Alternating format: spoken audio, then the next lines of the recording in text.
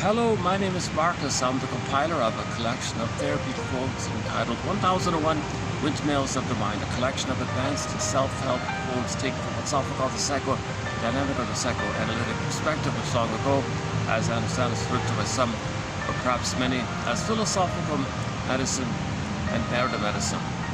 I want to open up this video with a self-help exercise that I see floating around on the internet called Dear Past Me. Apparently it's a very popular exercise, didn't realize it. So it's very simple. You just write a letter to your past you. Normally we say your future you, right? What about your past you? Can you write a letter to your past you? And you can do it, you can choose any past yous. Like really early on or recently, or when you were a child or in high school, or going through life in young adulthood, mid-adulthood, and think and scan your past life and notice how you coped, notice how you adapted, notice how you managed or survived, or you did the best that you could. It's more about not regrets. It's just more about you did the best you could in the situation with what you knew, with what you understood about yourself. You did the best you could in every situation like that. So thank yourself, dear past me. Thank you for doing that, and thank you for making that decision, or thank you for not. And you know, while you're doing that, you know, it's a kind of a free association, because when you're recalling past events, you might realize, you know, why. It gives you like a pause. You might realize why you chose that. Oh, wait a minute. Now I'm reviewing the situation at an objective distance, at an observing distance, and maybe more information can come up about that situation and the people in there like that. So it's a great little exercise. So the piano, there is a song. I'm trying to get you on the camera. There's a song about a young lady sings a song called "Dear Past Me." Her main line in there is, "Dear past me, thank you for fighting. You know, thank you." Killing something. This song, this piano melody is also called "Dear Past Me." So I'm playing it in the background here. So it's a very good self-help exercise. The reason I came across it also is, what started me on this was, I was reading an article, and somebody commented on an old cartoon. And in the cartoon, the famous, the little boy, the 6-year-old boy with his fantasy tiger, pet tiger, and the tiger can talk to him out loud. So he has a Calvin and Hobbes, right? Okay, Calvin and Hobbes. So the little boy, the 6-year-old boy, says to his toy animal, but in the cartoon he can speak. He's a real character in his fantasy, right? So he has a fantasy friend. He has a fantasy companion. This tiger, this toy tiger, I guess, stuffed tiger, like a teddy bear, but it's a tiger. Okay. So the little boy Calvin says to his imaginary friend, "Hey, imaginary friend, I got another letter from my past self." Oh, so he fantasizes that the tiger said, "What's it say?" What's it say? It says here, quote, "Dear future Calvin, I wrote this several days before you will receive it. You've done things I haven't done. You've seen things I haven't seen. You know things I don't know. You lucky dog. Your pal, Calvin." The little boy has a tear, and he says, "Gee, I feel so sorry for myself 2 days ago." His friend says, "Poor him, what are you talking about? He wasn't you." You're you now, right? Again, it's a fun little thing here. All right.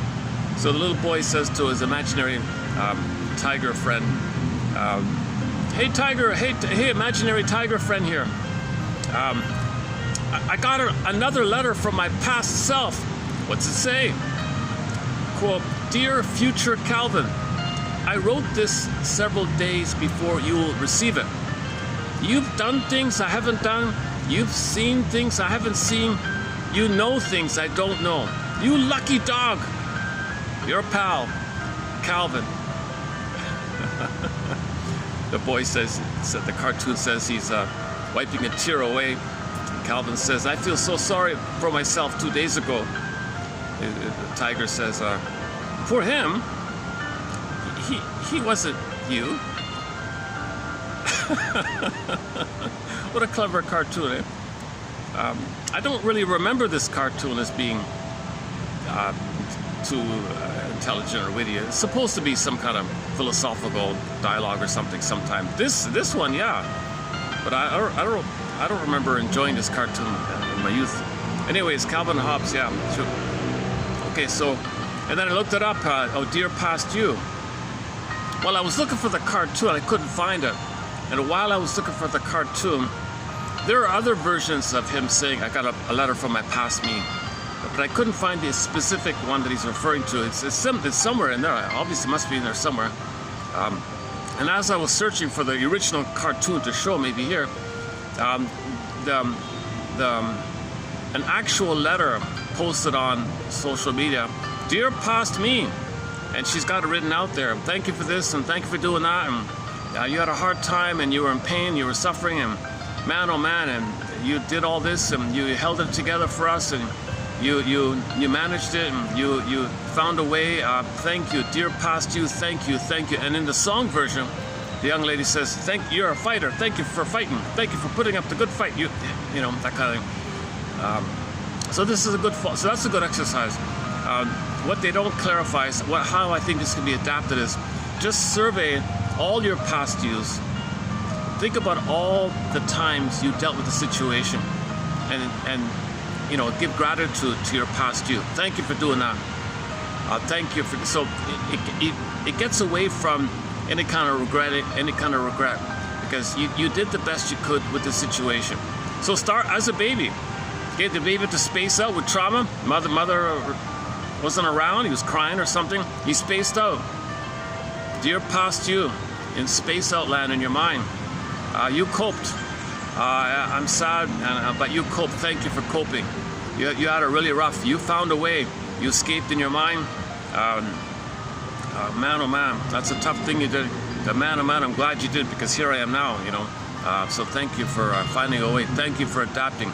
You discovered, you adopted the defense mechanism called disassociation. So you kind of spaced out and felt unreal, and derealization, depersonalization. You're there, but your mind is kind of flying away a little bit, and you cope with the trauma called disassociation. Man, oh man, thank you, past you.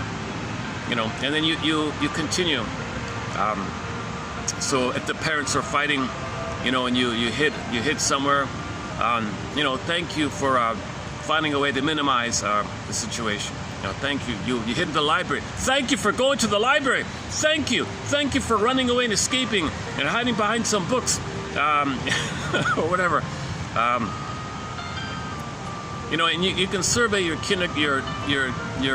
you can do it year by year even. You can go like from junior kindergarten to senior kindergarten, all through primary school, junior high, high school, you know, and then as you graduate, you can do your 20s, your 30s, your 40s, even your 50s, you know, you can go on like that. And as you do this exercise, new things will come to your attention, because you're giving yourself gratitude, you're getting a sense of strength. That strength makes you calmer. With that sense of calmness, you're going to be more able to observe the situation that you were identifying. So now you can apply your other knowledge to situations and update things. Oh, that's why I did that, because the person, like let's say the mother or father, they were like that. Now, you know, so let's say the father was schizoid, detached, aloof, you know, and he was like that, and you're grateful that he did that. Something worse could have happened. I don't know, maybe you're grateful to him for that, you know. And the mother wasn't a mother really, but she could have done something worse. So you're grateful for her doing not the worst thing. I mean, you realize the situation, and she did the best she could under the pain she's in. So you can take your other knowledge. It's a chance to use your other knowledge in different situations and update things. You know, you want to update things, and then you understand more. It's all about understanding, like that. Okay, it's a good exercise. So we have a major thread in our 65 threads here. One of them is on self-help exercises. This is the latest one here. Dear Past Me, what the song's about. So your mission, submitted for your approval and consideration, should you choose to accept, is hit the pause button here and do the exercise in your mind like that. Lie down, be quiet, no distractions, no people around. You got to be kind of in a calm, alone kind of place, and just survey your past life and all of your past yous, and talk to your past you. Dear past me, dear past me at that time, and just see what comes up like that. Look, it's about gratitude. It's about how you coped about a situation. You face a situation, you cope. Thank you, past me. Mostly like that. It's a variation. It's kind of like an add-on, and it's a little bit similar to another self-help exercise we recently also posted called Theater of the Mind by Carl Menninger. So another self-help exercise is called Theater of the Mind as the metaphor. It's a common metaphor, Theater of the Mind. I'm using Carl Menninger's take on it from his 1930 book called The Human Mind, where you got a theater, like a theater. You're in the audience. So everything in the theater is you, right? So you're in the audience. Okay, on the stage, okay, there are going to be actors playing out your life and all that. So that's all. That's your life, your scenes of your life, and you're going to observe your life. Some of it you see and understand. Some of it you see and don't understand. But you're going to watch your life from an observing kind of place. You want to observe your experiencing life. Now there's a stage director. Okay, that's you as well. The stage director is following a script. Okay, and the stage director decides who gets on stage, who sits back, and he kind of manages things like that. So he's going to send you some you know, some you don't know, and he's going to manage them. Now behind, way back in the backstage, there are actors which are parts of yourself, personifications of parts of yourself that are clamoring to get on stage. They're dying to get on stage. They're shouting, "Come on, I want to get on stage. I want to get." No, not your turn. Sit back. Go back. And he makes a ruckus. He sends them in the back door. You got backstage. He was kind of like put in the back alley in the back door, and he's banging on the door. I want in. So you got characters called repression, something it's part of the psyche that you integrate and reclaim and re-own and synthesize aspects of yourself that you've denied and buried and don't want to know. Now, you as a stage director, you don't know what you can handle or not handle, right? But so it turns out that some of the characters behind are going to pop over. They're going to say to the stage director, "Hey, what's that over there? Look at the nice, pretty. There's a beautiful girl over there." He looks and he jumps over. Those are your defense mechanisms. Now you got your defense mechanism on stage. So now you got projection. Okay, so you have a character with a big P on it called Super Projection Man, and he's going to communicate to the audience what projection is. Next one, reaction formation man. Okay, identification of the aggressor man. Okay, either or thinking man, and so on down. You got all your defense mechanisms, like a bunch of them like that. So that's like you observing and knowing how you use defense mechanism. Okay, long story short, ultimately, your inner child of the past is going to get on stage. It's afraid to do so, but it's going to get on somehow. Eventually, it's got to get on stage. Okay, and it wants your Dear Past Me letter. Thank you. So your inner child of the past is going to come on the theater of the mind. Okay, he's bound up in ropes. He's too afraid to speak. He won't say anything. He's terrified to say anything because the trauma is pre-verbal, right? So he doesn't have words. So he's on stage, frightened, frozen, shivering, tattered clothes, the whole thing like that. Little match girl, maybe. You can imagine it could be like a baby feeling helpless. Somehow, some early version of you, whatever comes up is going to come on stage. That's the point where you say, "Thank you for coping. Thank you for doing all this. And oh man, it pains me so much that you have to do this, and I'm sorry. It's unbelievable. I'm immensely grateful that you found a way to deal with the abusive, traumatizing mother who scapegoated you, who was impaired and couldn't love you, who was too busy about her stuff, and you couldn't get the safety and the sweetness that you needed, and you coped in this twisty kind of thing, and you're all wrapped up, and you kind of gotta. So we're waiting for ourselves, right? So your soul is waiting for you. Okay, so you address your past you, dear past me, dear past me. So similar to the theater one, it kind of same idea, dear past me. But this letter idea is That's more specific for the inner child of the past, right? But this exercise, the melody here, it's more like you can do it through your whole life, I think. So it's a variation like that. Again, the little kid says to his imaginary friend, "I got another letter from my past self." What's it say? Calvin is reading it.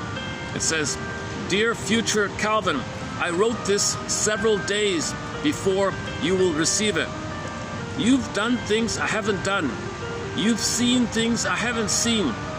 You know things I don't know. You lucky dog. Your pal, Calvin." Okay, wiping a tear away. "I feel so sorry for myself 2 days ago." Poor him. It wasn't you. Okay, let's move on here. Okay, here's somebody's definition of empathy. Empathy is defined as the fourfold process of receptivity to the other person's experience. Receptivity. So you're open-minded to receive that another person has an experience. They're having their experience. They're not you, they're them, right? So you're open to recognizing that other people have an experience. They have an unconscious, they have a past, they have a bunch of dear me's. They have, they have an unconscious self, secret self, double self. They have memories and traumas. So are you receptive to recognize that other people have their traumatized past? Maybe they were scapegoated, had to play a role for their parents, or whatever's going on, right? Number 2, understanding that what they're going through, that really could have happened. That's a possibility. That really happened. Like, just say, that really could have happened what they went through. So they went through a traumatic experience. That really could have happened.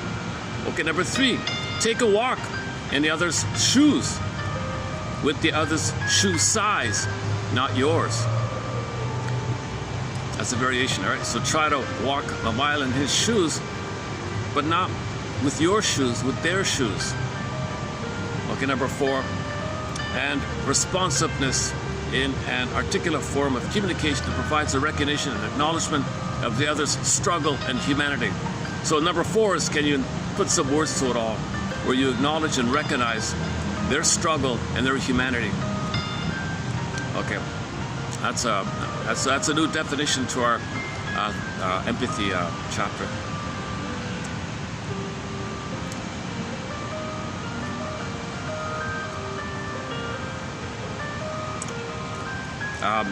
Okay, from ancient times, Montaigne, is it? We are all made up of fragments, so shapelessly and strangely assembled that every moment, every piece plays its own game, and there is as much difference between us and ourselves as between us and others. Deem it a great achievement to act consistently like one and the same man. Okay, a ballpark idea. So you want to, number 1, recognize that the difference differences between yourself. There's more variety, like in yourself in a way. Like it's the same human family, earth family, human family, right? We're all the same like that. But everyone has a lot of uniqueness going on with themselves. There's more variety there than outside like that. Okay, let's work on that one. Okay, what about this issue of leaving high school, right? Adolescent individuation is frequently signified by acting out independent and dependent strivings. There can be a struggle with attachment to parents who don't acknowledge the adolescent's emerging identity. A narcissistic bond can develop between parent and adolescent that impedes individuation. I couldn't get the article. It's a medical doctor who wrote this, a guy named Gene L. Carey. I only have like the abstract introductory opening sentence. But I think, I'm assuming what he's trying to say is, or I'm guessing what the article's about is, at high school, so there's, you want to develop and be individuated, right? But your needs, your dependency needs were complete. But you want to be free, but you didn't complete and resolve and finish your dependency needs. So while you're trying to be independent, You're looking for dependency while you're trying to be independent. This chaos seems to be happening with the leaving the home like that. So a lot of teenagers are going to be confused, he says, because there could be a tie that bind. So the primary dependency, you still hope to get it with the mother in your family like that, but you got to be free. But you never got your primary needs, so that might be translated into something of the present. Something of the present being the continuation or an extended adolescence, using someone as the past, but you're trying to be free and leave the parent, but you recreate the past. You think you left the home physically, but psychologically you just recreate it, but it's physical, it looks different. So that's not really, you didn't really emancipate yourself. So this whole issue of that in development, the child needs the primary symbiosis needs. The mother-infant dual unity, merging, fusion, oneness, psychological egg. Then you hatch out of the egg, the world is from oyster phase, the rapprochement phase. By age 4, there's mutuality, person to person, thou to thou, a sense of self. So that's it's called secondary. In secondary dependence, you have an I. So in high school, oh, you got an I. Okay, you can go on. You're curious and learn. By the way, if the primary needs are not met, okay,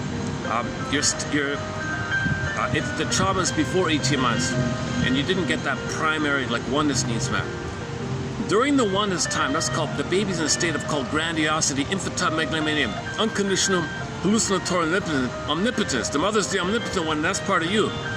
And you're connected to the omnipotent mother, and you're the grandiose self, omnipotent other mother, the grand powerful mother. You're a special little one like that. You're kind of one in this dual system.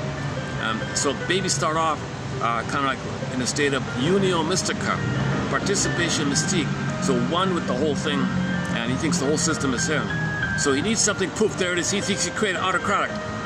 So the baby shakes his rattle. Mother gives him. He thinks maybe magically he made it happen with the shaking of the rattle. Or prior he thought it and it happened. Or prior in the womb he didn't think it just happened. Look at that. In the womb he had a need. He didn't have to think about it. It just happened. So he has this kind of ongoing thing where his needs are automatically met. He thinks he's autocratic like that. Solipsistic bubble. Whole system onto himself like called narcissism. So that's a kind of a perfect situation, right? If there's trauma in that egg time, psychological egg time, he said, yeah, Mr. Carey, G.L. Carey says, let's say the person does have trauma. He theorizes, not to explain all cases, but in cases of underachievement, why some people can get an A in school but don't want to do so. Because in some cases, so the common thing of self-sabotage and self-defeating is, you're fulfilling a role in your family system, right? You're trying to please your parents. Your parents want you to be a failure so they feel better about themselves. So you can't be successful because then you'll lose your parents' conditional love. The only way to get your parents' conditional love is to be a failure. Family system, scapegoat situation. So that's, or you're so angry at your father, you want to punish your father by sabotaging that he values your career, your success. So you sabotage to show your anger at the father. So you never got help from your father to leave the mother. So you're angry at the father for not helping you to break free from the mother. Father, you failed me here. You left me ensnared in the tar pit with the mother here. You're supposed to help me out of this. I hate you for leaving me here like this. Oh, you want me to have a PhD? Oh, hell with that. And you want to take credit for that?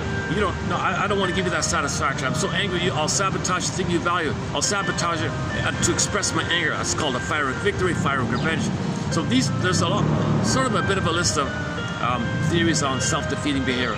Okay, so this is now going to be a new one, and I'm going to add one. I don't know how exactly how often it is or when it exactly occurs, but let's just give it a try here. Some students. Okay, so the issue is underachievement and why people are afraid of success and fear of success and all that.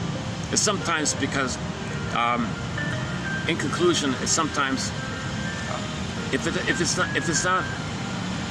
Remember their state of grandiosity. They think they're kings of gods, right? And they're also the grand omnipotent one, right? So it's a kind of a perfect thing going on. So if they're studying something and they can't be perfect in it, forget it. It's like all or nothing. If they can't be number one, forget it. So they go to school and they don't, you know, in reality in school, you got to tolerate ambiguity, the process of questioning, is it this, research, could it be this, could it be this? So they don't have that kind of experience of critical thinking and questioning around and tolerating ambiguity and knowing it's a learning, you got to fish around. They think, well, like, if I learn it and I'm perfect, fine, I'll get an A. If it's too confusing or something, hell with that, I'll just go home and watch TV, he said. So some kids just forget about their studies and watch the $6 Million Man. His example was the $6 Million Man show. Okay, this is an older article from the 70s, I guess. No, 79. Okay, so this is the only article I can find from this guy. Some students are trapped in pathogenic family situations in which a child fulfills an important family need through failure. Okay. The child fulfills an important family need. It's a family need. The family needs them to fail. Okay, so the past two videos are parts 1 and parts 2 of our 3-video special one on scapegoating. Part 3 is in the pipeline, so we'll have part 3 very soon. I highly recommend the discussion in the past 2 videos on the topic of scapegoating. Or jump ahead, or read the quotes directly, 30, 17 and 16, I think, or 15, 16, 17, or 16, 17, something like that. Today, what is today? Hang on a second. I'm doing a preview of 18, right? So 17 and 16. Read the quotes in 30, 16, 17. Read the quotes there, or if you don't mind my anxiety and my sweating, my ums and ahs and stumbling, you can hear my bumbling through it in the past 2 videos. Especially the first one. 2 videos ago, I read out an article by Bell and Vogel and Bell, a classic article on scapegoating by Vogel and Bell, 1960 article about how the scapegoated kid draws away the tension from the parents. Parents have a lot of tension. The kid is there, he siphons it, they feel better. This whole topic. So I read sections of that article there. So and then yesterday, the last video was a sprinkling of sort of general kind of quotes like that. The last video was fun. I played 2 songs by the band Mystery. Yeah. So we added in the last video we added two more great songs by the rock band Mystery, making them now contributing to 6 songs on our soundtrack. Man, oh man, that's the most underappreciated band I've ever come across. They have 8 albums out, several live albums, and they're from Quebec. The leader is a guy named Michel Lepre. He's sort of the mastermind, and he's had different lead singers throughout the career. David something was the first one. The main one was the David something, and then the third one is Jean something. I forgot the middle. I don't know what the middle one was. So he had 3 lead singers. Man, oh man, that's great stuff. So we posted, and we now have 6 songs. Submerged about the birth trauma, the battle of the birth trauma. Is he gonna make it? He's struggling, and oh, finally got through. Oh, what a relief. And then the pattern of his life is when there's struggles, he doesn't understand what's going on, because the imprint was there originally. He's struggling, he blotted out. Later in life, with this stress, he blots out. He has this kind of pattern with the birth trauma called submerge. The other one is called slave to dysfunction, slave to escapism, slave to defensive living, neurotic living. Okay, now the song is entitled Slave to Liberty, but what he means by that is the song means the person thinks he's going to be, if he runs away from his problems, he thinks he's free. It's not freedom. Running away from your problems is not liberty. He's a slave to this running away. Being a slave to avoiding yourself. Okay, he called avoiding himself liberty, so he says slave to liberty. That's what he means. So we discussed that yesterday as well. So two new songs on our soundtrack. The other 4 are The Inner Journey Part 1 about the grief process, about the grieving. It's like a guided meditation with the grief, great song.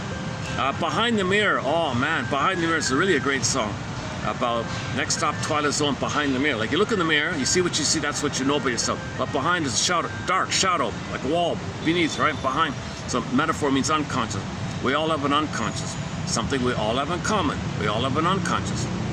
A little empathy like that. So everybody's an unconscious. Stored in the unconscious, stored with your unconscious self, secret self, shadow self, double self, hidden self, repressed self, the one who walks with you, who's not like you, who is you, someone's living your life, you know nothing about him. Okay, so we all have this hidden self, and there's a lot of knowledge there. Your traumatic script is there, your imprints and schemas and maps and models and high defense mechanisms, and there's a model, and you see things through that. Because of the pain, you recreate, hoping to get a better past. You do it again, so you look for symbols of other to undo it, doesn't work. You might identify with aggressive, treat others the way you've been treated, to think you can master being passive with your mother. If you imitate her and do it to others, mother, you can undo it, having been hurt by your mother. If you become the hurter, identification aggressor, Faustian deal. Okay, then the either or in there, so you're stuck in the past with the either or, because you're fighting with your anger to mother that's attacking yourself. Your own anger to the mother rebounds into yourself, poof, monster of the id. And you got to pleasurize the pain and look for symbols to trigger the past, rationalize it. You got a whole system going on in the theater, in the unconscious, Behind the Mirror. So in the song Behind the Mirror, he says, have empathy. Everybody's got a behind the mirror. Everybody's got a next stop. Open the door. Limited only by your imagination. Sight and sound, beyond sight and sound. Next stop, open the door. Woo! Okay, Twilight Zone. Okay, Rod Serling, the director of the Twilight Zone. 2 years ago, almost 2 years ago, a year and a half ago, they put up a statue. Finally, I can't believe it. Finally, there's a statue of Rod Serling in his hometown with the famous door. Excellent. They did a great job. The family made sure they did a great job. It's a bronze statue, him in the door. Okay, so the door means behind the door, another world. Primary imitation, Alice Onam, no logic, no time, no space. Okay, visual, okay, poof, flipping, and this can morph to that. That can condense to make something new. That can represent that. That could be code for that. Okay, that can screen out that. That can block that. There's a whole kind of topsy-turvy kind of system in there called your dream world, and it makes your dreams. By the way, this system makes it's your dreamer, right? Also sometimes called a stranger. In the film, that has a certain feeling. Shrink said to the ape, "Oh, you got problems, eh? You got physical problems. Well, you're a stranger. It's a communication from your stranger. It's communicating to you through your symptoms. You got to get to know the stranger." She joked and said, "I'm afraid of strangers." Okay, this whole issue that, like, when you wake up in the morning, okay, and whatever you remember from when you wake up, you make notes. Okay, you got to say to yourself, "It's like this in my soul today." Your unconscious self is saying to you, communicating to you, "It's like this in your soul today. It's like this in my soul today." Thank you, unconscious self, secret self. Because we're trying to have a dialogue between your conscious self and unconscious self. Your unconscious is trying to make you conscious, so you can integrate, assimilate, now know what you could have known, so you can then feel what you could have felt. If you can feel what you could have felt, there's your healing. So once you feel what you could have felt, called the morning process, then you're in the present. You don't need to repeat, do just the past, hope for a better past. All dysfunction is hope for a better past, waiting for mother's love, because she was impaired, couldn't love you, so you coped in a certain way. So once again, back to the theater of the mind metaphor. When your child did all these twisty things and can't speak, thank your child, thank yourself for coping. Okay? And then you go through life and you're using various ways, and you're coping, that you're doing the best you can in life, right?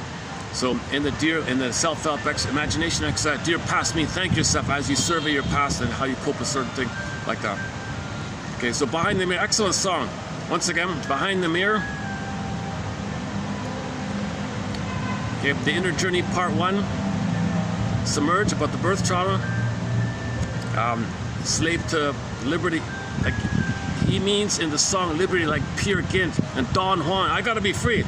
So the playboy thinks he's free. No, he's a slave to that. These kind of defensive, narcissistic, grandiosity things, you're taking refuge in infantilism. You're not free, you're actually tied there. And the song spells it out, the irony of it all. He ended up as a clown in a circus. to really capture the image. He's a clown in a circus. He thought he was free. He's very grounded to the muck and the dirt of a clown of the circus environment. I'm like, so he was never free. He was very grounded, but thought he was free. Great song, a great song played yesterday. And the other two songs are more musical, just on the musical side. How do you feel? How do you feel? What a nice song. I love that song. How do you feel? That's a recent song of theirs. How do you feel? And another one is mainly instrumental, called looking for something new. It's a lengthy, like a 15-minute instrumental. There's a little bit of lyrics in it, not too much. That's a great song as well. So we'll keep adding more songs by the band Mystery as I survey their catalog. But I'm happy to find them. It's exciting stuff. I can see why they're kind of shadow banned or discouraged, or nobody knows of them. Like, very few people know of them. There's a small, tiny minority of people in the Germany area. They're most well known in Germany and that little area around there. Netherlands, or I don't know, Belgium, that kind of little area there. So they got a little bit of a following. That's how they survive. And ironically, it's a part-time band. The musicians have day jobs. Like, that's how discouraged. He's doing it all indie. This guy has to do it all indie. So he's a brave guy. He really he stuck it through. He really he had to make money by creating his own music publishing company to help other artists to make a little money like that. So he's just making by, right? I will confess, I don't like his the song called the actual song called Theater of the Mind from his second album by the title Theater of the Mind. I'll confess I don't like it. It's considered a cautionary tale. It's considered to be a cautionary tale whereby be careful about too much introspection. Either however you do it, you might lose yourself, like that. Please help. So that I don't really like that song, to tell you the truth. But from that same album, Theater of the Mind, about halfway through, you got The Inner Journey Part 1. It's a good song. And I'll try out later in this video. Let's see if we can try out let me try out another song called I forgot what it's called. I'm gonna practice with another song in there, so stay tuned.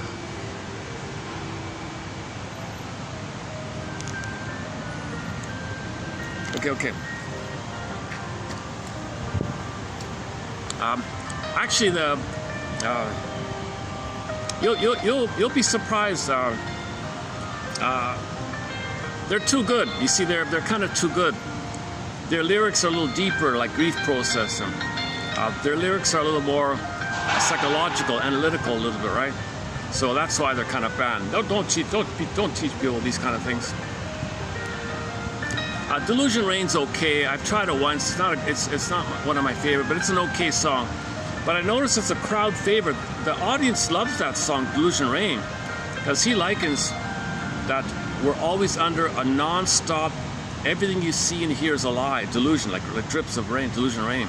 So it's a song about complaining about propaganda. What are we doing here? Everything we're told is a lie, propaganda, lie. They're trying to brainwash us, lie, delusion, rain. You got an umbrella, but it's still raining. Oh my God, what the hell? Well, hold on to yourself, and just do your best to keep your sanity like that. Don't be brainwashed like that.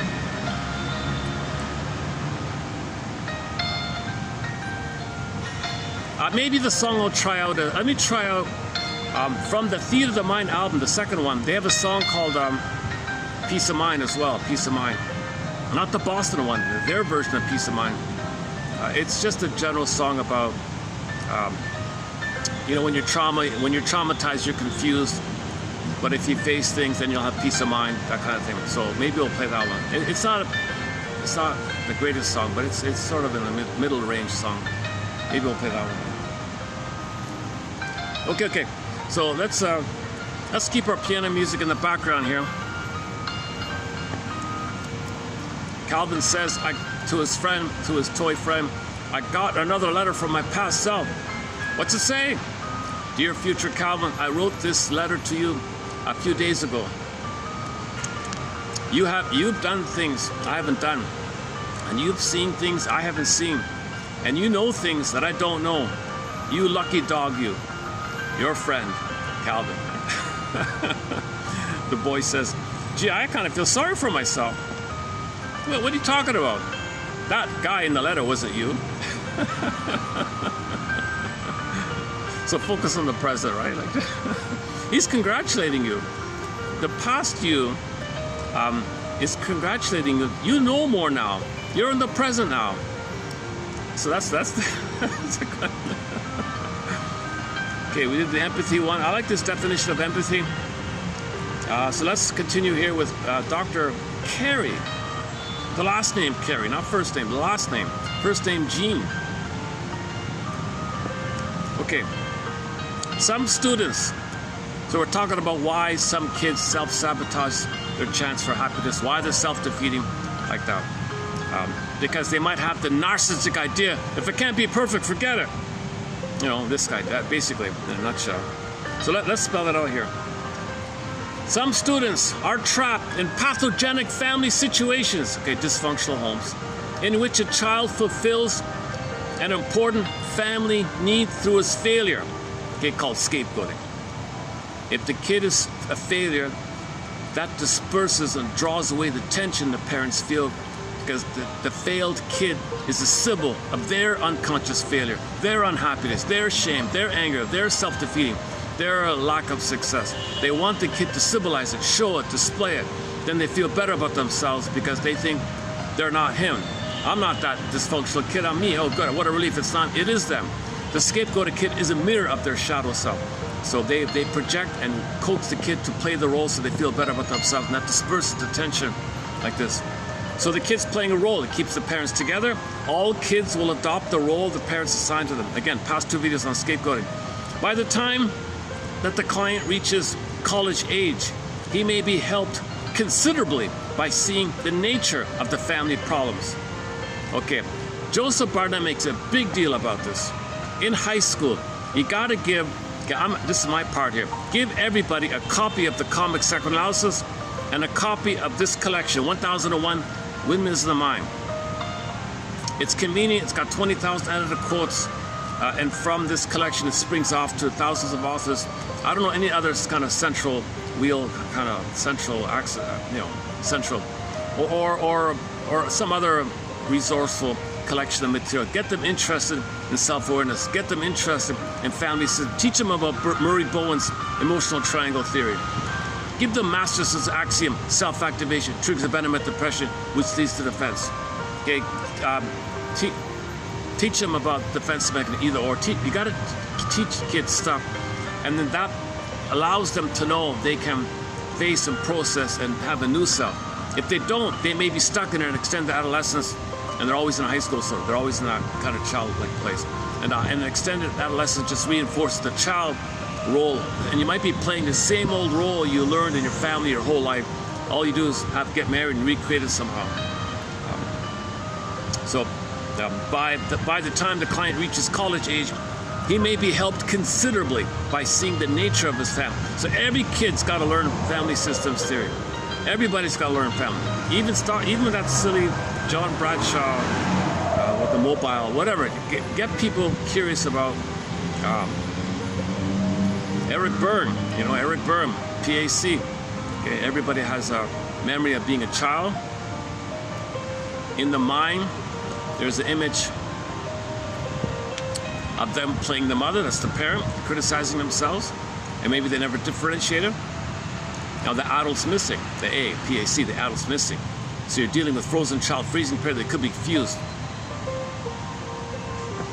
So one example was the guy said he was angry at somebody, but it felt like he was shouting at himself.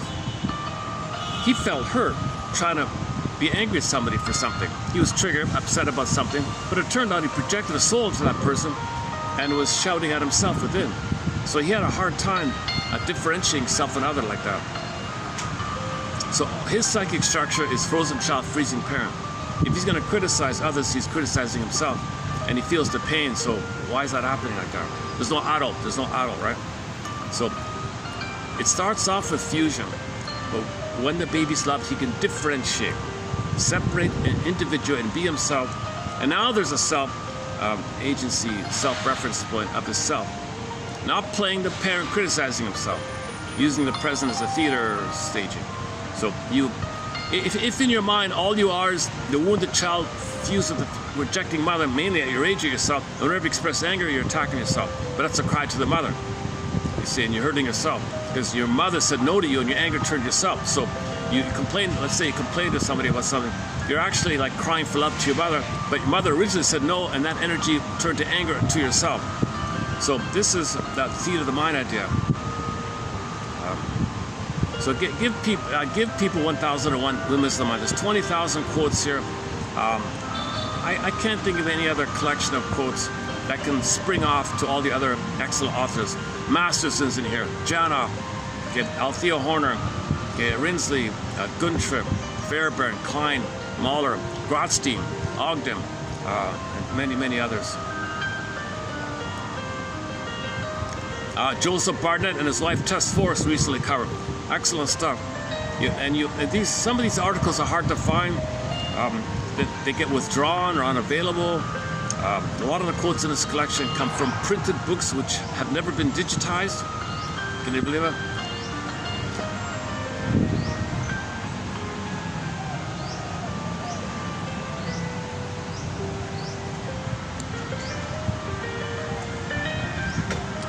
Okay, so we got a thread on narcissism, we got a thread on BPD, schizoid dilemma, all the personality covered.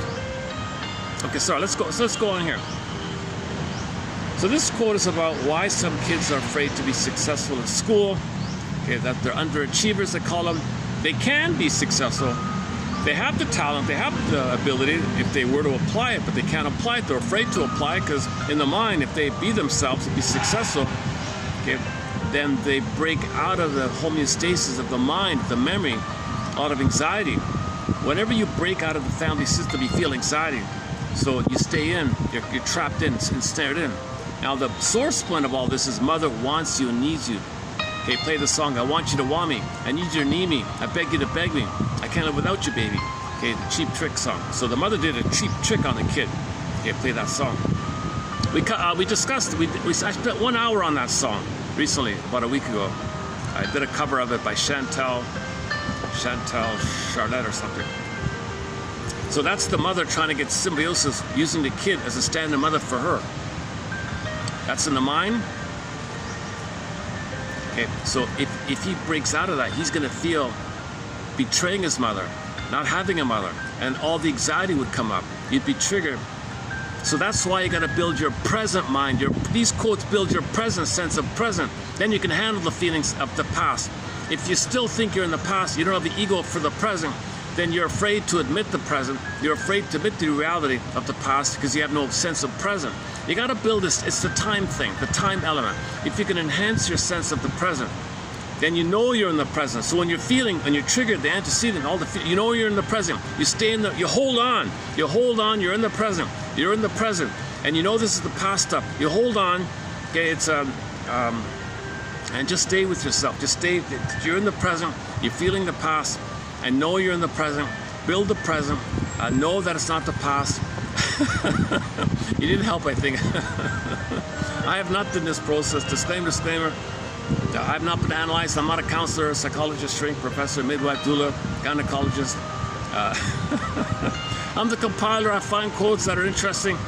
I post 10 each time with the hope of the 90-10 rule, whereby 1 out of 10 will lead to curiosity, empathy, and understanding. Everything's love or a cry for love. So why do some students fail at school? Why do they quit school? Or they could go to college, but they're afraid to, they don't do it. Why don't they get an honors degree? Why don't they get better grades? Or why are they avoiding them? Why are the kids just watching the $6 million man instead of doing their homework? Some students are trapped in pathogenic family situations in which a child fulfills an important family need through his failure. The parents get an immense amount of relief if the kid is a failure. in some dysfunctional pathogenic families. They feel an immense amount of relief when they scapegoat the kid. Okay, again, the topic on scapegoating, so I did like 4 hours on it, the past 2 videos.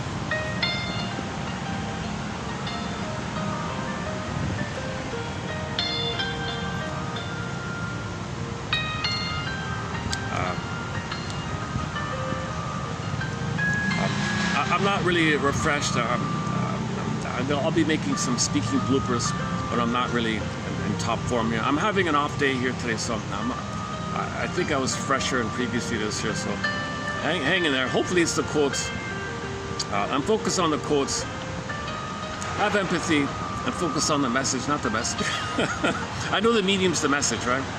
I know people watch things, they judge the material by the presenter. I know I do it too. I'm trying to learn this, so I'm a student. I'm trying to learn this, right? Some students are trapped in pathogenic family situations in which a child fulfills an important family need through his failure. This is most in particular if the mother cannot be alone. If the mother cannot be alone and she needs the child to come for her so she doesn't feel alone, basically. So to maintain the child being there, she sabotages and crushes the child's free agency, self-agency, autonomy. And that child thinks he's going to run away, he's free. No, it's in the mind. Wherever you go, it's in the mind like that. Your inner conflicts will faithfully follow you wherever you go. So you're a slave to this escapism. Back to the song. By the time he reaches college, he may be helped considerably by seeing the nature of his family problems. So your identity is largely formed by the role you play in the family system. The role you play in the family system, that largely determines your personality. It starts off with the mother and the baby, and it's going to be kind of reinforced or added in or whatever with the father around as well. But if the mother's hurting the kid, the father is quote-unquote not there. Oedipus, just enter the Oedipus story, Oedipus myth, Oedipus dilemma, Oedipus complex. Okay, that just means the parents weren't real parents, where the mother was sweet for the child, and the father could teach the child about the world outside of the mother. If the baby didn't get the sweet time, the paradise, he can't get it from the father. The father is only qualified to teach the child about the world outside of the mother. He cannot provide that blissful oneness. And some kids try to get it, they can't. There's your complex. And a lot of kids are angry at the father for failing, but the mother should have done. They got to be the mother's good, so they blame the father. It's splitting.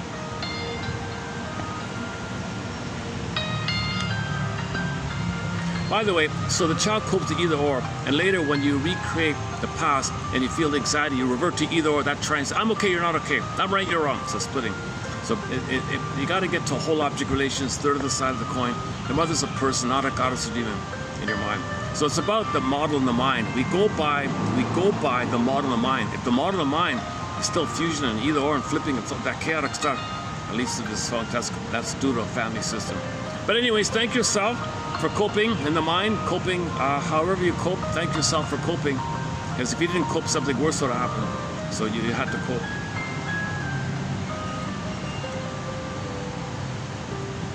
Okay, so many of these college-age kids have developed a basic characterological problems, obviously. Okay, so commonly, number one, there may be an avoidance of success because it precipitates anxiety associated with breaking out of the family system in your mind, so-called Oedipal competition, to avoid the feared and guilt-provoking competition within the parent, the student deliberating but unconscious sabotage themselves. So that's the common one. The original setup was the baby wants to be himself. Mother crushed it. The pain of it ties him there.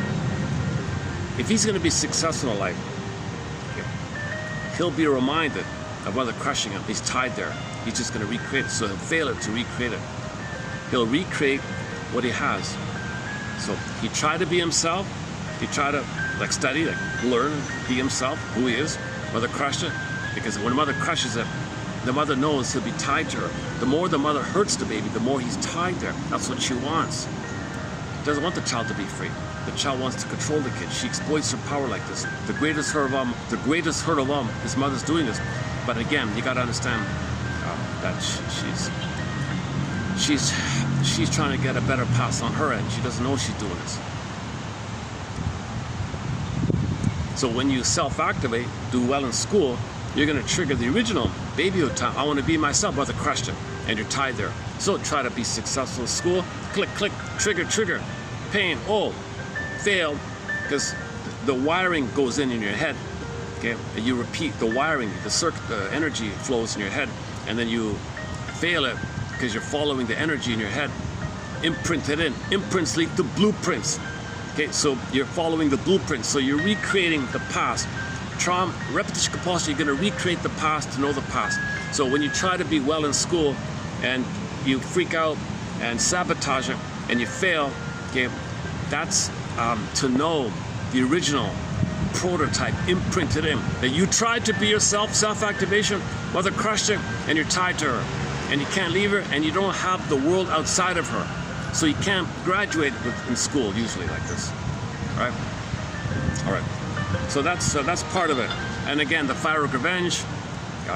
Maybe you're so angry at your parents, you don't want them to have credit. You're going to take credit. You're going to say you're good parents. You were not good parents. I can't let you think that you were good parents. I'll fail, so you can't say and take credit that you're good parents. I don't want you to say you're good parents. You were rotten parents. I don't ever want you to think that you're good parents. And if I'm successful, you'll just say, see, I'm good parents. See how good I'll sabotage this to prevent you from saying you're good parents. You're not good parents. I'm so angry at you, I'll fail it. So kids have this is, again, the so-called family Oedipal is the myth refers to, it's a metaphor for psychological dynamics of the developmental process of one is the mother, leaving the world of the mother, joining the father, learning about the world outside of the father, practicing with the father, and now you can live in the world because father taught you about the world. You got to get out of the orbit with the mother like that. But it's only when there's a failure with the mother like that, then you're stuck there. That's the Oedipus, pre-Oedipal issue. Pre-Oedipal means pre-Oedipal, actually. And Lucy Holmes says that's why when she does group therapy, most people need one-to-one therapy to face the mother-child. And then they can learn about groups, because that's outside the one mother-baby. Oh, is my fan already out? Oh my God, what happened here? I need the fan, because especially on a day like this, especially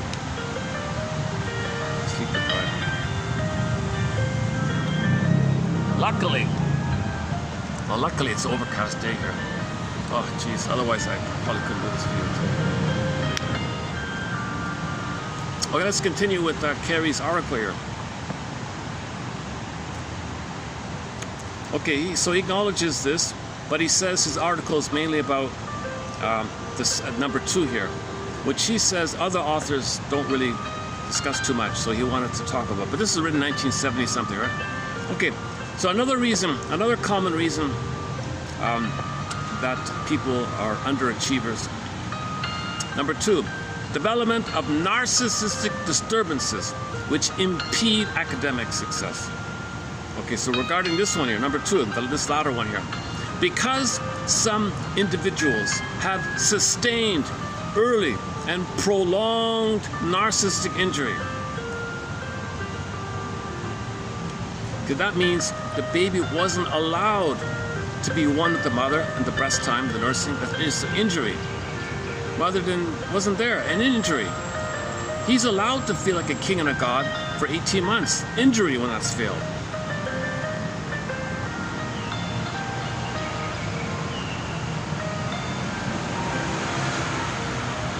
Oh man, it's my. Okay, let me get the battery.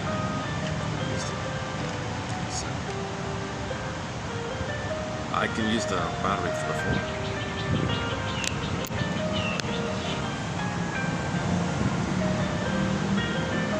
So recording, okay, let's keep going. Oh, it might rain soon, eh? Oh, okay. Oh. It's rainy season around here. Okay, enough about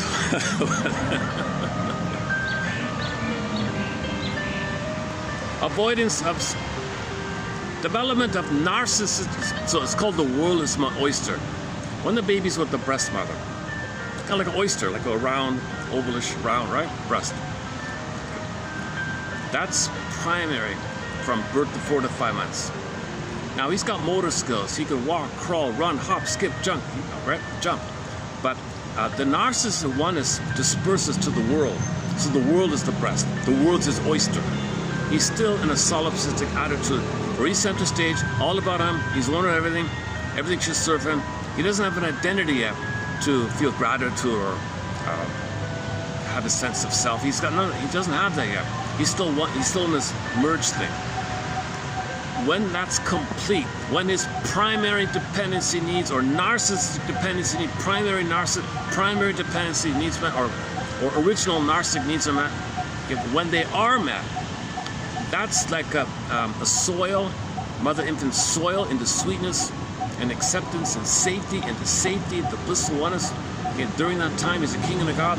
His budding beauty inside, his emerging self, his core self, his real self, his vital self gets to blossom. It becomes a sense of self. It makes him feel real and alive, feminine element, feminine principle. Okay, it's a calm kind of thing, right?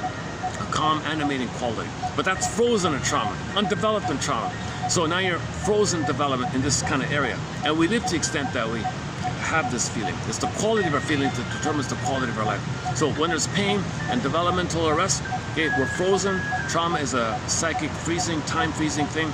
And when there's pain, you repeat to get a better pass. Common sense, baby's in pain. Mother, where are you? Mother, where are you? So this could be, enter all the oral fixations. Symbolic mother, doesn't work. Symbolic mother, doesn't work. Cookies, food, gambling, promiscuity, immaterial, buying things, or pain management around it, or other kind of communicative things like telling the world, showing up the mother by imitating her, or trying to master the trauma by doing to others what mother did to you, negative magic gestures, or the so-called symbolic acting, or recreation, restaging in some way, jungle mentality, sarcastic mentality, the anger, a lot of anger and hostility, and some negative jokes are there.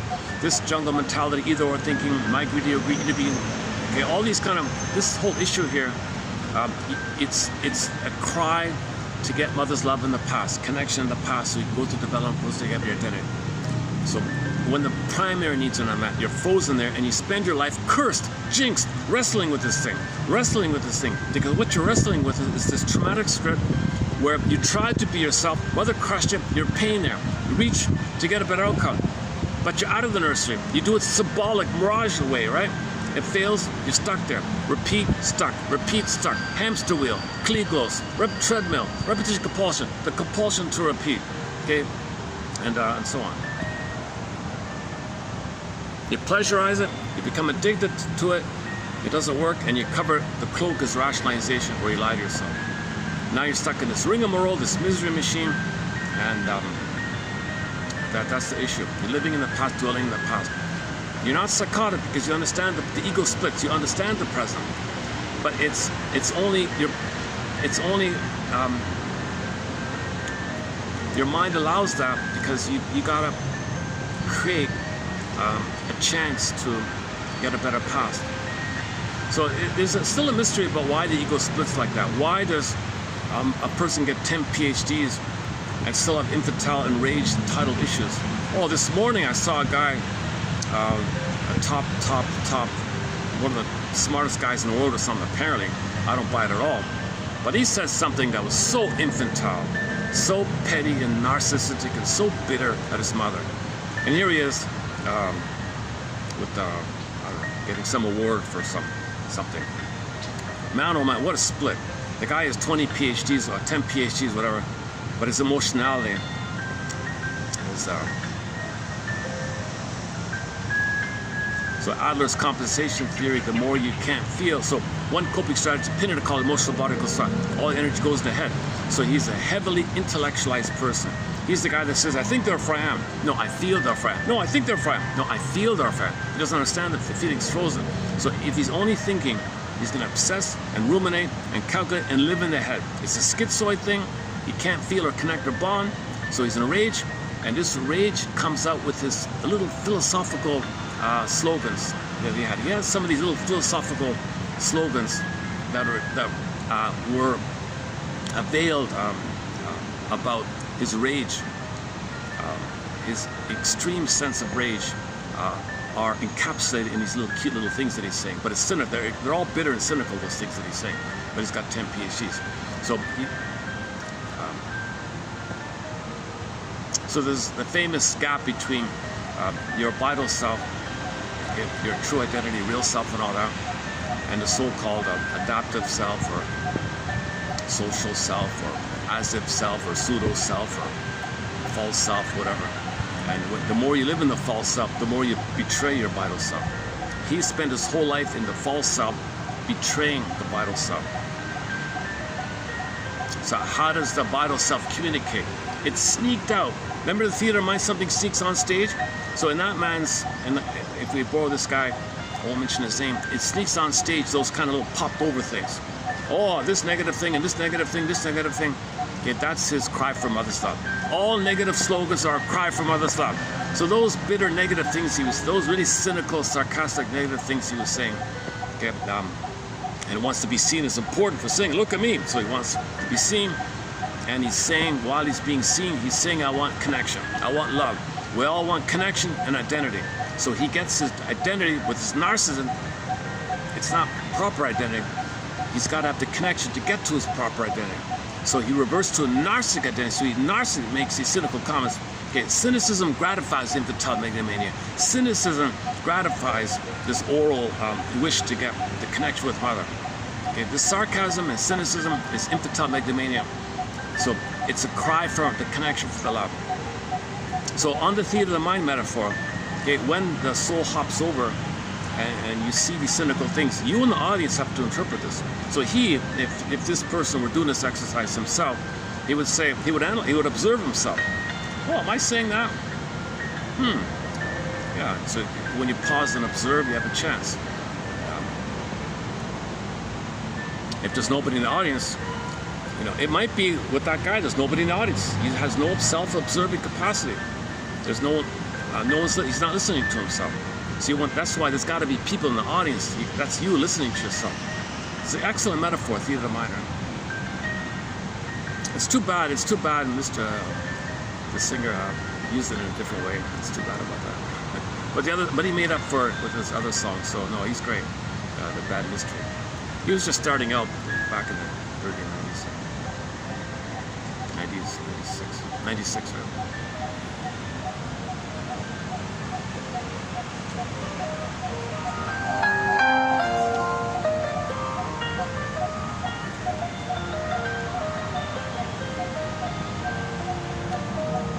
Why don't I just take a perspiration break here?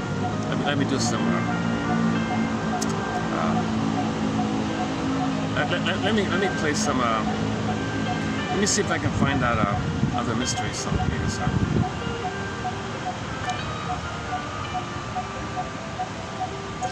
on.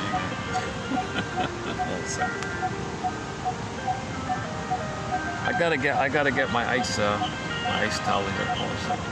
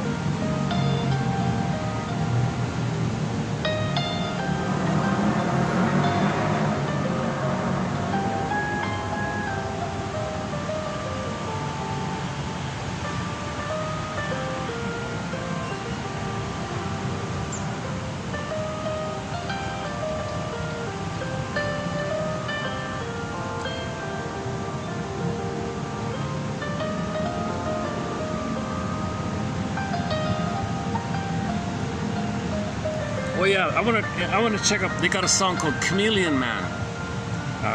So I'll check out the lyrics to that later on.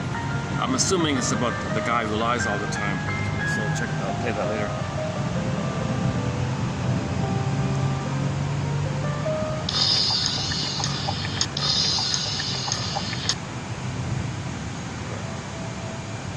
Hold on. Okay, here we go. Let's try this one here. Peace of mind.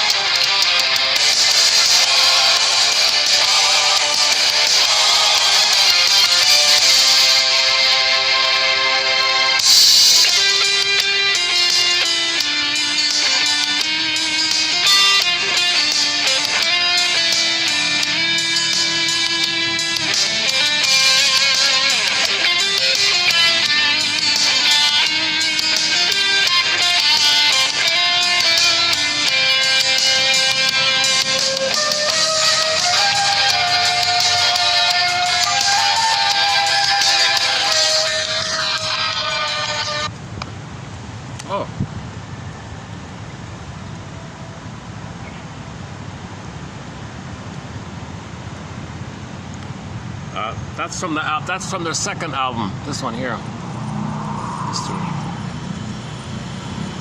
Okay, continue later. Let's go back to our today's featured quote. That is it. Hang on here. Okay, give me a sec to get it back here. Oh, okay. Hang on. Give me a few minutes here.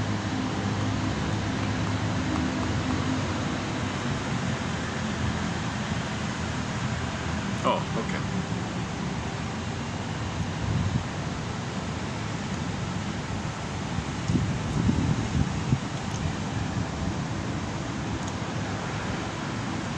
Okay, let's go back here. So narcissism. How does narcissism fit in with underachievement? Because usually narcissism, they are very successful. But sometimes that very same narcissism, if it's somehow, maybe the teacher is making it too confusing. Oh hell, I don't. Either get an A or forget it. So I'm not really too clear about. He doesn't. This is just for a certain percentage of case. This is not like a catch-all explanation for this one.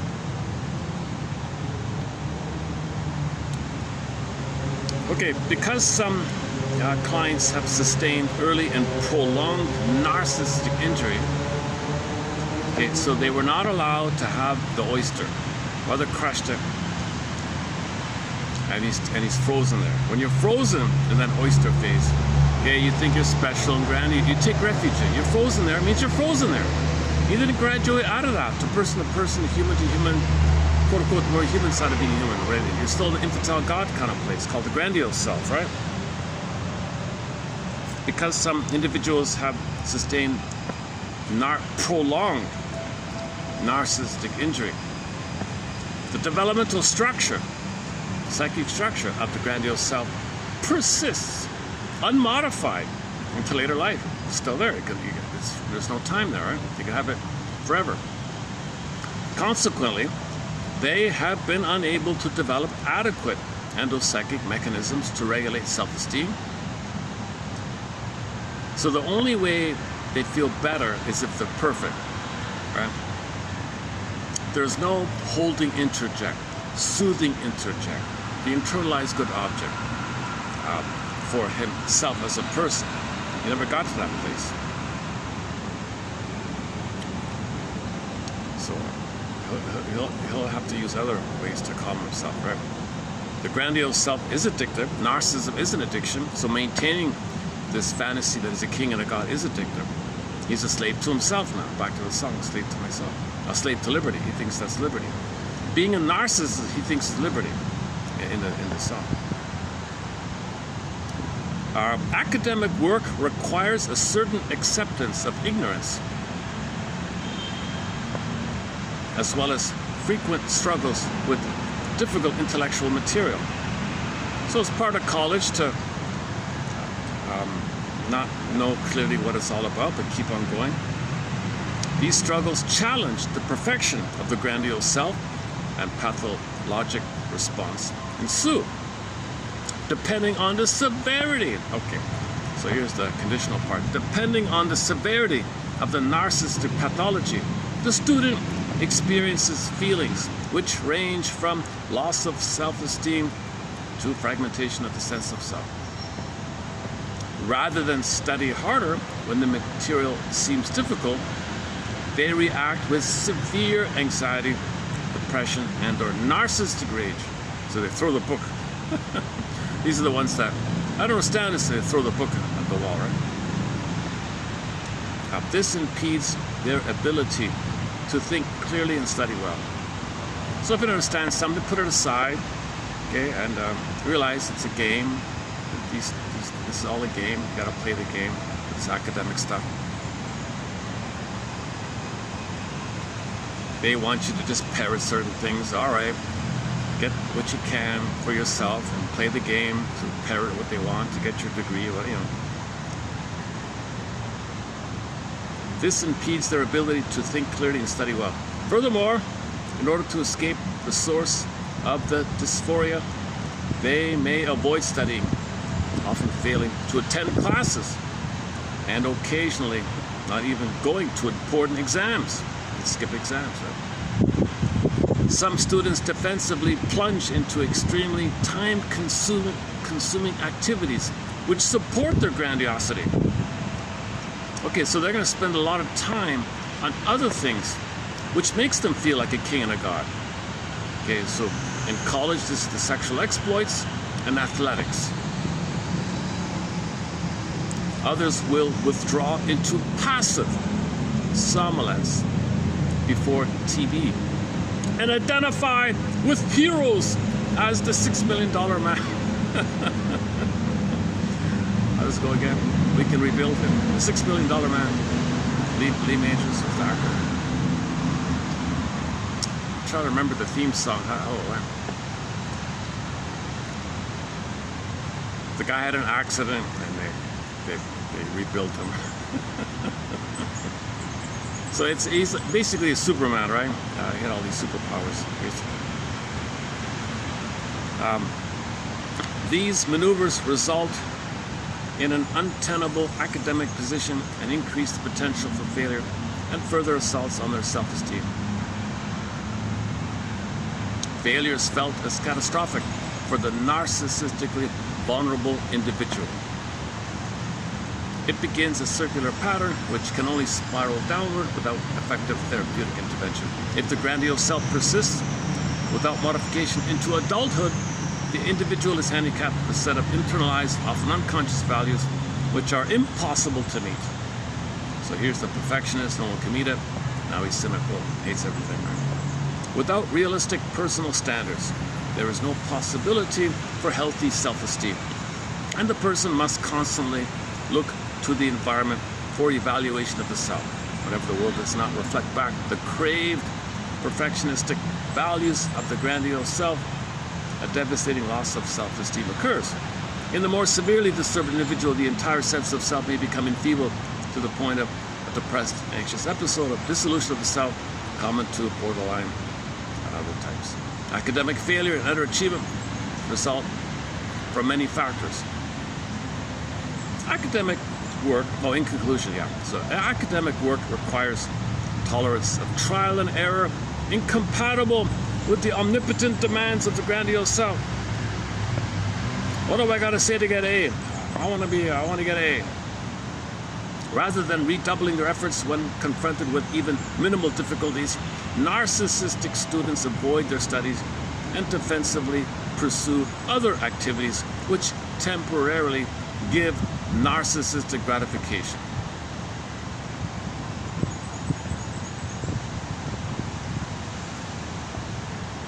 Is that it? Oh, that's it. Okay. With the space limitations. That's all I have here. Baker. Oh, this is the guy. Oh, this is Baker. Oh, that's a different one. Oh, Baker. Oh. Okay, so that's like a different one. A guy named Baker. All right. Back to the Carey one. Now I want to do the borderline one. So that's a little bit about narcissism. But I really want to focus on this Carey one here. Hang on a second. Boy, I'm really tired today.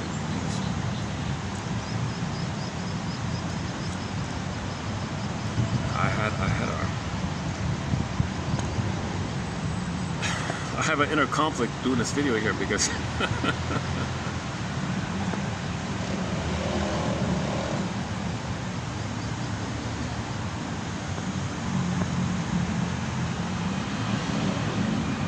it's learning, right? You learn, right? So there's always opportunities for learning, right? Dear past me, you're learning. Okay, now let's do this article here called The Borderline Condition.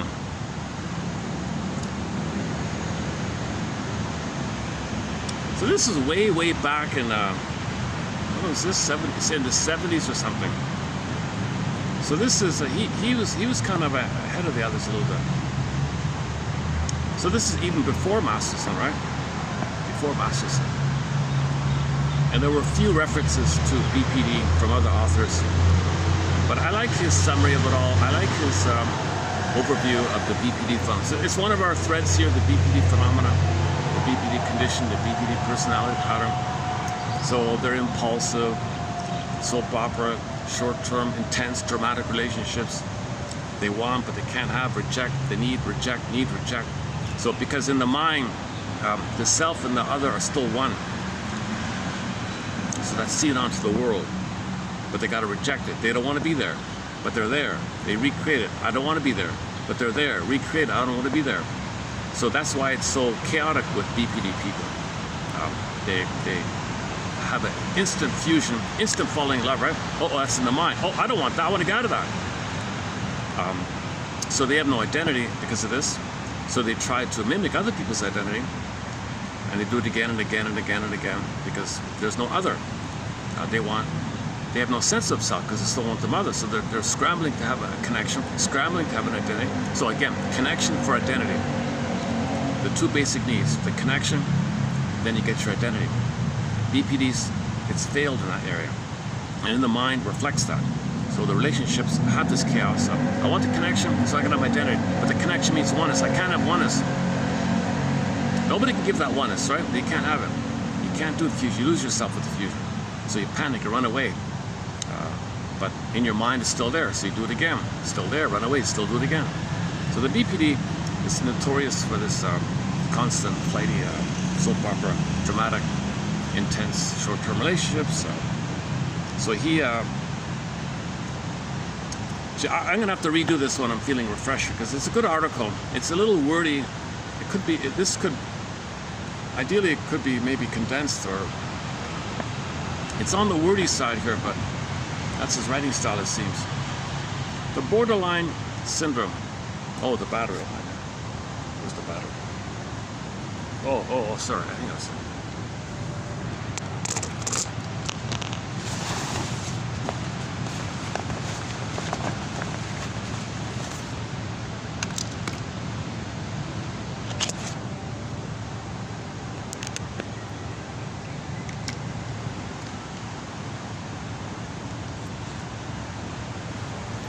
Yeah, let me struggle and stumble in this, in my fatigue's taken out. I'll redo this tomorrow. I want to do a fresh reading of this. This is only like a, I don't have to read, I only have a read only option here, so I can't let the phone read it out. Okay, the borderline syndrome is a clinical concept gaining increasing acceptance and consensus.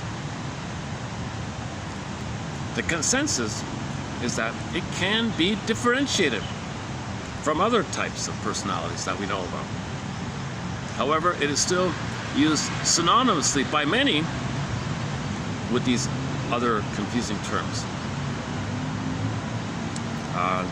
My buddies here, these three guys, Grinker, Urgel, and Juraye, give evidence for a delineation of the borderline, which differentiates it more clearly from other forms of psychopathology. They strongly suggest that the borderline is a specific syndrome. It's like a set defined kind of thing. All right. It involves an arrest of the development of ego function. So they don't have like an observing, self-observing capacity. So in the theater of the mind, there's nobody in the audience, right? They don't observe themselves. Okay, but this borderline condition, although it's not stable, it's stably unstable. One guy calls it stable instability. So they function, but they're just a walking chaos, but they function in this little mini chaos personality. Okay, because they pull people in, reject, can't connect, complain, childlike, infantile, identify, mimic, lie. It's all this chaotic stuff, but they're functioning in this chaotic way. But they're not happy, obviously, right? They're not developing. It's some kind of confusing combination of neurotic, psychotic, and other character disturbances fused with many normal and healthy elements. Oh yeah, okay, yeah. Now, Grotstein puts it this way. He calls it the primary mentation, like you're behind the mirror, behind the door. Secondary, regular mentation. They got one line going that way. And then from the secondary to the primary, another line. Imagine these two lines fusing in, blurring up. They got this chaos between the two. He calls it like a magic mirror in the mind, hollow mirrors, house of mirrors. So it's a survival technique. So they create this because every moment is a question of survival. So they'll say what they have to say in that moment to survive. So you say to them, oh, you just said that. But 2 minutes ago you said that. No, I didn't. You said that. What? So they say what they have to say and deny or don't remember. I don't remember that. 2 minutes later, 5 minutes later, say something different. You just said that 2 minutes ago. No, you said it, I didn't say it. Or no, I didn't. Or, but that's the opposite of what you just said 2 minutes ago. Well, I survived 2 minutes ago. I got to say now. I got to say to survive in this moment. They're always in a now survival thing, and this magic mirror allows them. Poof! Now you see me. Now you don't. Catch me if you can. So they're perpetual dodgers because they cannot tell the truth because there's no identity. There's no sense of self. There's no feeling to tell the truth. They're disassociated from the schizoid. The soul is schizoid. Okay, it's encapsulated in a bubble, right, in a corner somewhere, and all they have is this magic mirror thing, and they're in their life and they're not experiencing what they're experiencing. So they're living life, they're not feeling, experiencing. They're just surviving in this schizoid thing. Schizoid, like a gap between the real self and what they're doing in the present. So what they're doing in the present, they're not experiencing what they're experiencing like that. Yeah, that point's coming up. Hang on a second.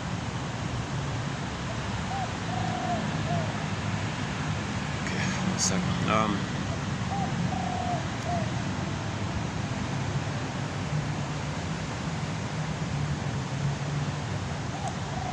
Some people passing by here. Hold on a second.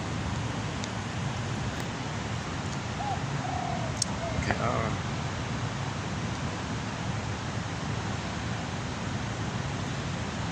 Where are we here? Okay, so there's some kind of combination of secondary mentation, primary mentation. It's fused up. Okay. Okay. One guy offers 4 subgroups. Okay. So one guy offers. So he's surveying the literature prior to the 70s. So he's referring to somebody's 4 subgroups of borderline clients. Number 1, a psychotic borderline group. Okay. Number 2, a neurotic borderline group. Number 3, a core borderline group. And number 4, an as-if borderline group. Okay, what do we mean here? Okay, number 1, the psychotic borderline is characterized by inappropriate behavior, deficient sense of reality and self-identity, angry or negative behavior, and depression. That's not too clear. All right, next one. Number 2, the neurotic borderline is characterized by overt anxiety, childlike clinging, depression, feelings of worthlessness, and well-entrenched narcissistic tendencies. Okay, that's a little more relatable, right? The neurotic borderline. Okay, the psychotic borderline, that's like those. Okay, we don't. They might. That's like the most dramatic on the spectrum. I see. This might be like a spectrum thing. That's the most extreme case. The neurotic borderline is the common one. Okay, the core one. Okay, the core borderline group is characterized not so much by consistent psychotic-like behavior, but rather by confusion, inconsistent self-identity, and vacillating involvement with others, i.e., vacillating between superficially adaptive and negativistic behavior towards others. Okay, that's more familiar, right? So the neurotic borderline and the core borderline, that's a little more familiar. Okay, number 4, the as-if borderline group showed little spontaneous. Okay, this as-if one seems to be the schizoid one. The as-if borderline group showed little spontaneous, self-initiated behavior, but adjusted well to rules and regulations in an unresponsive way. When not adaptive in their selfless ways, they were preoccupied with defensive withdrawal and intellectualization. So some BPDs have a schizoid version, which he calls the as-if version. But really, it's like, he's describing the schizoid one. Like they're more in the fantasy land, leave me alone fantasy, but they're still borderline. In every other way, it's just you don't see it overtly. It's kind of like an imploder or introverted. It's like an introverted version of the BPD. They never seemed to be experiencing or feeling a situation emotionally. Yeah, here we go. They never seemed to be experiencing or feeling a situation emotionally. Rather, they seemed to be intellectually aware and conformed to the expectancies of others or situation without perceiving a sense of realness. So they're great pretenders. These are the great pretenders. They're not experiencing it, but they're pretending it. Commonly known as the false self. The false self protects the inner self. Psychological structure prevents an intrusion of reality by a creation of a false self which quote-unquote deadens by making perception feel unreal and action feel futile. Instability tends to be the hallmark of the transitional borderline state and has led to its being labeled a stable instability. In addition, others have used such terms of adaptive overlay, as if, and deadening of perception to describe the borderline state. The night refers to a symptom pattern resembling descriptively a classical form of psychopathology that is a forward holding position, masking a borderline state. Similarly, these two guys have described a pseudo state of pseudo-neurotic schizophrenia. Okay, get that. In general, these and other authors are referring not only to extremely vacillating behavior characterized by wide swings between opposing behaviors and forms of adaptation, but also to a profound lack of emotional depth or sense of not being in the experience. These two qualities would seem to be the basic core of the whole borderline group on a manifest behavioral level and a reported experience. Okay, so here's the summary of it all. So what I just bumbled through here can be summarized here. Okay, these authors,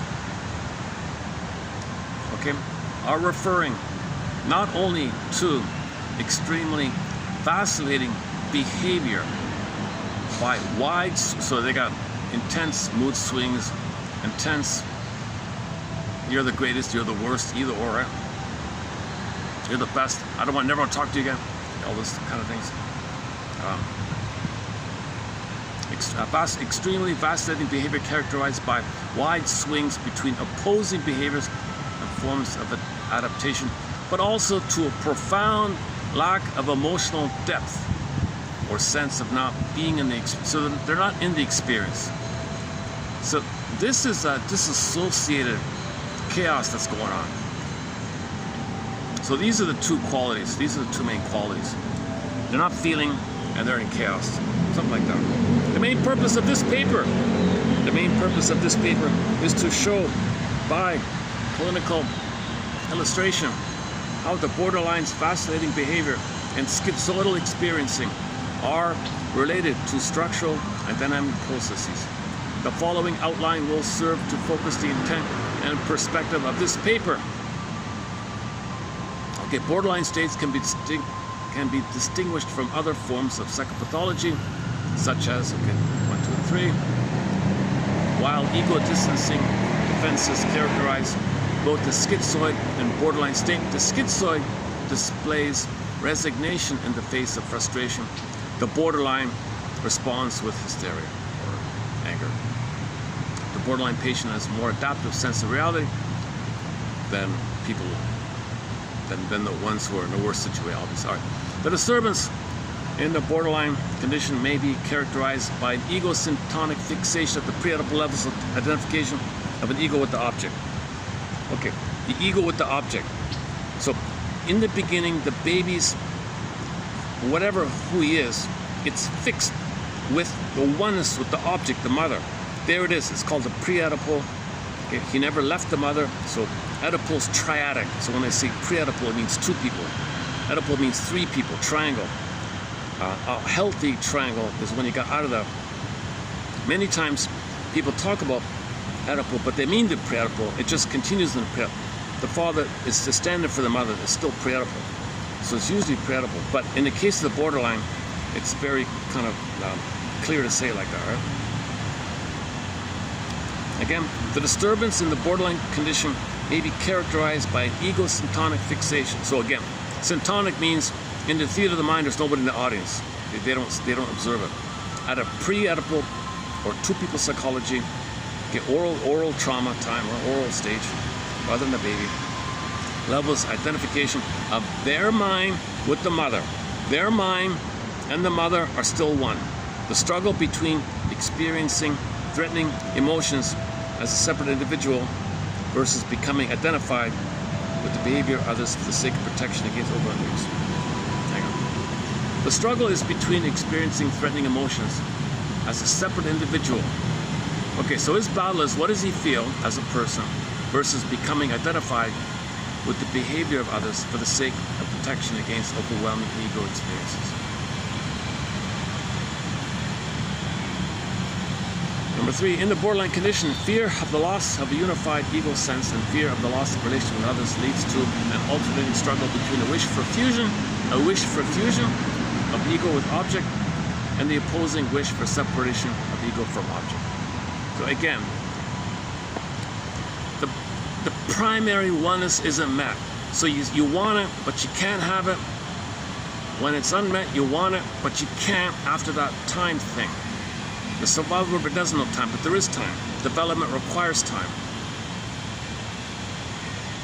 So if you try to get it, you can't be in that blissful time in your mother's arms and you're in a blissful state, you're safe and like, you can't do it.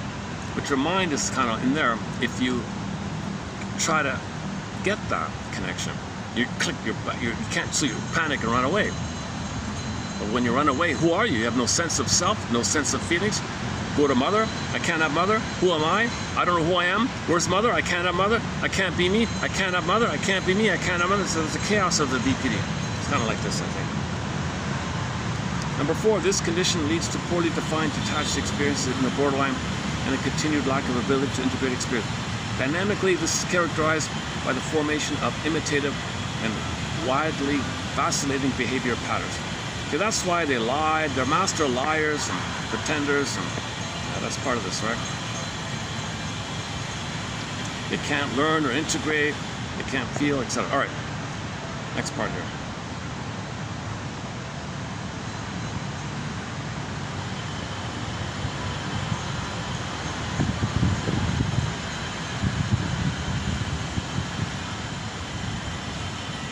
Okay, depression and detachment. Depression within the borderline syndrome can be distinguished from neurotic and many forms of psychotic depression in that in the borderline there is not a convincing expression of. Rather, the borderline's depression is characterized by a sense of futility and the pervasive feelings of loneliness and isolation. So they don't really look too depressed, the BPDs, right? They feel sort of a version of it, maybe like a light version of it called futility and feelings of isolation and loneliness. There may be a continual hunger for excessive dependent gratification. This may provoke angry, rageful demands and accusations of being wronged when exaggerated bids for attention and childlike narcissistic needs are not met. So they expect something, they don't get it, they can impulsive rage, right, like a baby. However, there is lacking a self-critical absorption in thought. Yeah, okay. So no one in the audience. However, there is lacking a self-critical absorption in thought about one's relationships with others. So characteristic of just regular neurotics. So regular neurotics can observe what they're doing, they can learn like that. But BPDs, maybe higher functioning BPDs, if they can observe it, okay. Lower functioning BPDs, all right. Schizoid, part of it. All right.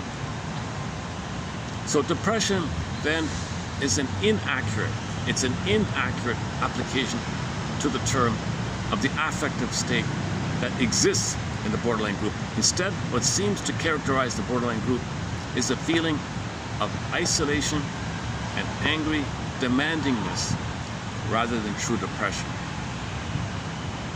Isolation and a strong sense of entitlement. Isolation and the world owes me living kind of. So that's called the schizoid detachment component of the BPD. The schizoid, the schizoid proper, although presenting a personality organization in some ways similar to the borderline in terms of this sense of isolation, loneliness, he also presents a pervasive, lifelong, stable personality organization. He does not evidence the same vacillating, unstable behavior as in the borderline, but rather appears to constantly avoid competition and attempts at closeness. Rarely expresses overt anger, is more entrenched in his preoccupation with an inner fantasy life, and is seemingly narcissistic in his pseudo self-sufficient attitude. Okay, typical schizoid. They think they're kings and gods in their own mind, right? They're legends in their own mind, that kind of thing. So they have a fantasy life and they're a god in their fantasy life. Their emotions are detached. That's the schizoid personality. Turtle narcissist, sometimes called the turtle narcissist, shelled off. The schizoid does use the same distancing ego defense as the borderline to protect against emotional involvement and closeness to others, but does not present the constantly vacillating personality organization. Okay.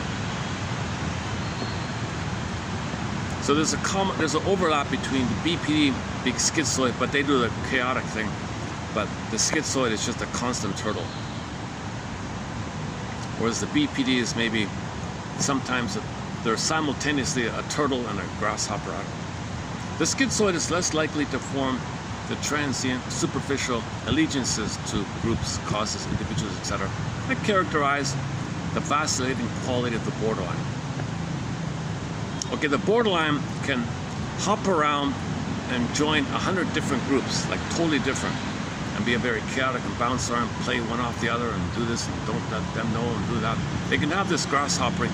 The turtle is just a turtle, but the grasshopper is a turtle within. So you kind of got like a turtle proper. Okay, that's it. Versus the turtle who bounces around inside a grasshopper, and the grasshopper is bouncing around, but there's a turtle inside, or they're just a turtle.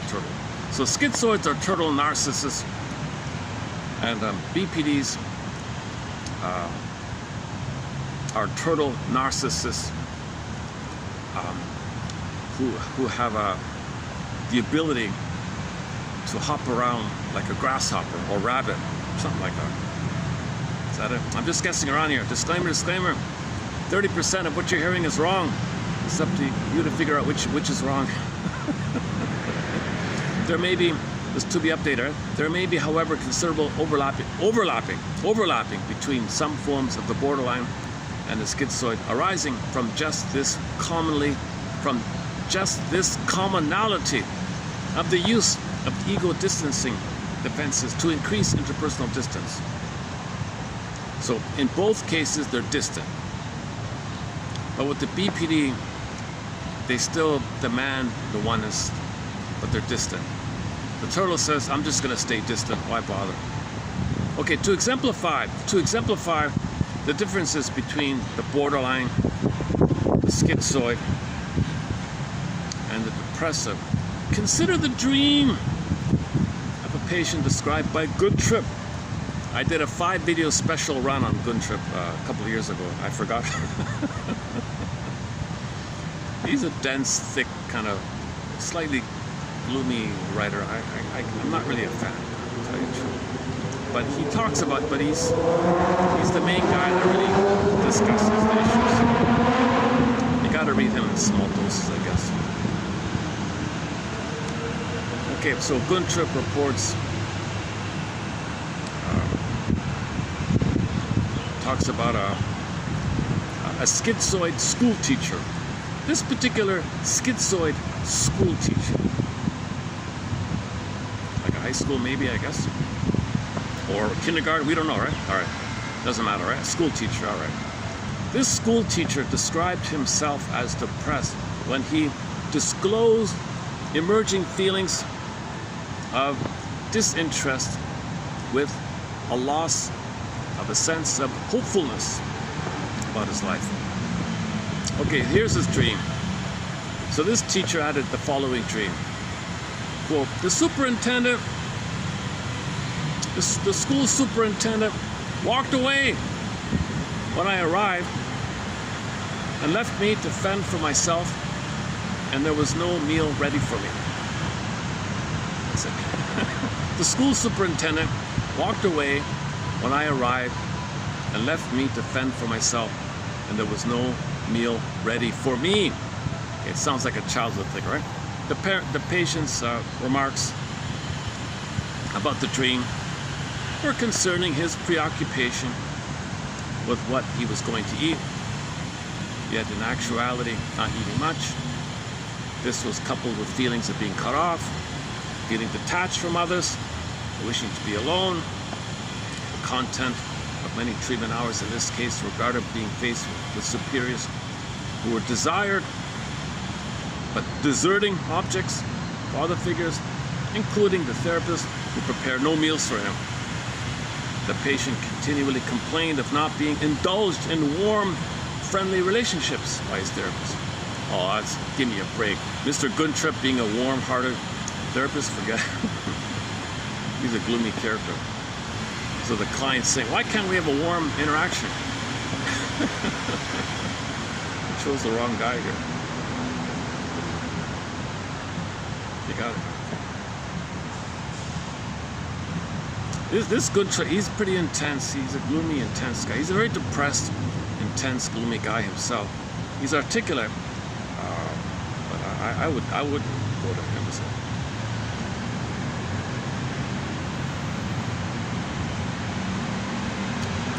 I've never been analyzed, so but but after reading his material, I wouldn't go there even if it were free. I wouldn't go see him. But you gotta separate, people have knowledge. There's the paradox. On the one side, I see the efforts, I see the struggle, so you appreciate that. On the other side, I feel uncomfortable with him, but I appreciate his knowledge sharing. This Guntrip guy, he tells the story that he lived in a town between Winnicott on one side and Fairbairn on the other side. And he had the luxury and the money to drive across back and forth like that. So he got analyzed by two top guys there and wrote his books based on that. And he struggled his whole life with the schizoid issue. Couldn't feel, he was turtle off, cynical, depressed, turtle off. Now how do I face it? Winnicott and Fairbairn can help him with that. They're also very heady people, so I don't know.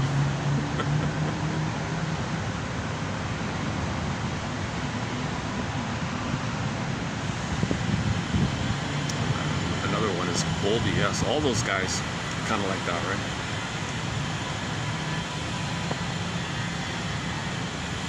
Because in some places around the world, the women are given a book to say, please don't nurse your baby. Give them a schedule. Follow the schedule and the powdered stuff. You'll spoil the kid. But very cruel. It was a mechanical thing called behavioralism. OCD. We want your kids to be obedient, OCD perfectionists. We don't want feelings. Put the pin in a collar, put them on a schedule, make them OCD. So you got a whole bunch of people kind of in OCD mode. And I have a quote from that book by Mr. Watson, one of the fathers of behavioralism. I think they're from, don't feel, no, feel. So a whole bunch of women were terrified. I mean, I can't breastfeed. My motherly instinct says no, don't breastfeed, no. Don't touch, don't hold your baby, don't skin to skin, no. Separate towel, schedule, powder stuff, plastic bottle, detach, no. So that leads to schizoids and people. How are babies going to cope with this? How is the baby going to cope when a mother does that, when she's brainwashed by the book being bombarded to her and all women were told to do this or something?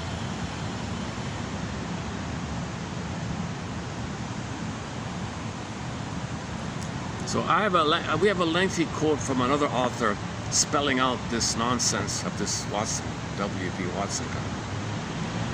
The cruelty and the cynicism of this particular person. He was part of the plunder system. He needed people to plunder the planet for a quick buck. We need to, in the name of pillage and plunder, we calcify your baby's soul. If he feels, he won't plunder, so don't make him feel.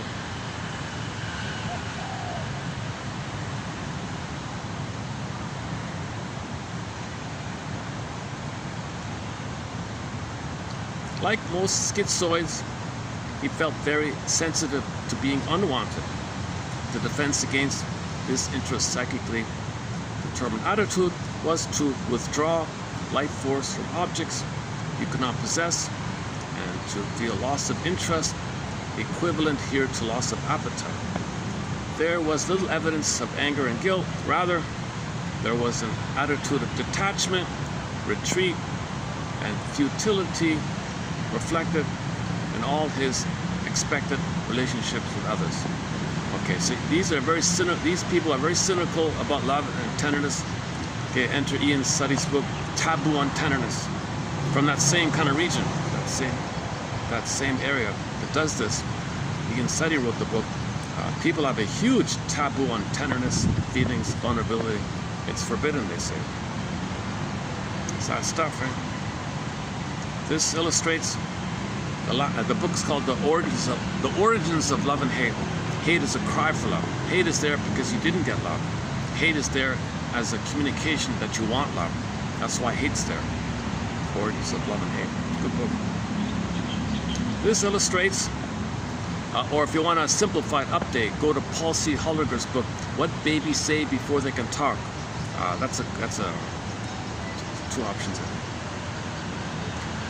This illustrates the lack of a guilt-laden and ruminative self-critical attitude of the depressive, as well as a lack of anger, so primarily characteristic of the borderline. So the depressive will obsess, the borderline will be angry, and the schizoids just detach. There may be hunger for objects in the schizoid, but this induces the schizoid's sense of detachment and resignation after each rejection. So peculiar to the schizoid personality, they become more preoccupied with inner fantasy life and intellectualizations. So enter all the scientists and the geek and who say all these awful things about others.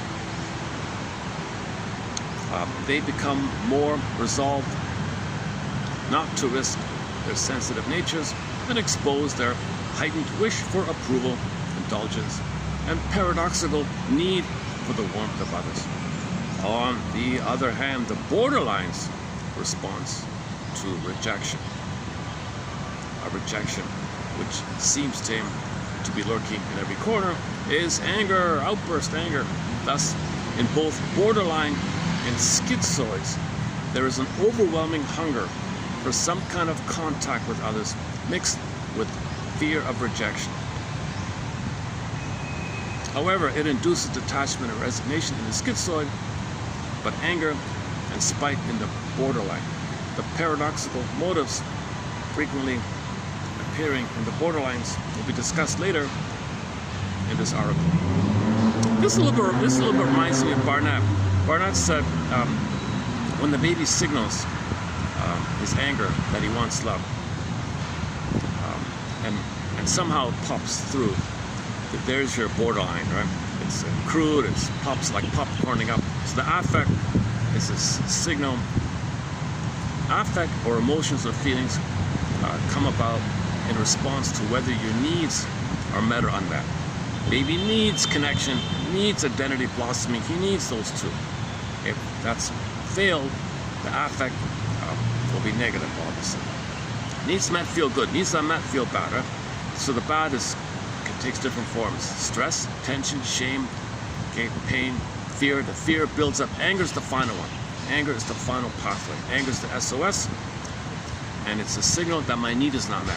Anger means my need is not met. It's not a separate line. There's only one love line to connect. Blocked. The blockage of the flow to connect leads to anger to make the flow continue. You know, so anger is like a dam or something, and then things build up in your eyes. It's chaotic. It's still the desire for love. Yeah, think about that image. You got a water flow. So the baby wants to reach to connect with mother. That's natural. Live in love, connect, all good. It's called a secure attachment style. But this present, a reverie, or attunement, or mentalizing, thinking about the baby, or entrainment, rhythm of bliss, rhythm of safety, tenderness, sweetness, okay, and then this kind of this rhythm of bliss and back and forth. So that's the love line. All is good. He feels good, obviously. That's not around. With the love line, something, mother's hurting him, it's rejected. Now there's stress and fear about the loss of mother. That's like blocking it. So this blockage builds up, and you're desperate to reach mother, and the anger is the desperation to reach mother. Anger is the desperation for mother's connection. So it's not a separate river line, it's just one, there's only one river like that, right? Life force is object seek. Fairbairn, life force is object seek. Major contribution in psychoanalysis is Mr. Fairbairn. Life force is object seek. The baby's energy and life force and drive and desire and motivation and yearning and craving is to reach mother and connect. There's only one thing. There's not a separate thing. Hate is when that's blocked. Hate is when that love line is blocked. Origins of love and hate. Back to Ian Study. The origins of love and hate. Oh man, I'm really struggling today with speaking. When I don't get a full rest, I stumble with speaking. I need like a really good rest and wake up a little refreshed that I can speak calmly and more smoothly. Last night was a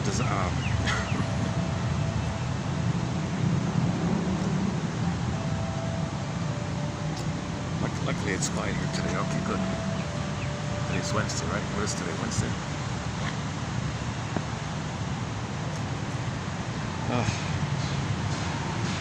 Those guys are gone. Okay, good. What is it? Oh, 5 o'clock. Oh, it's 5 o'clock here. I'm not going to finish this article today, but it's just a part of it. I'm going to redo this either tomorrow or the next day. I'm feeling better.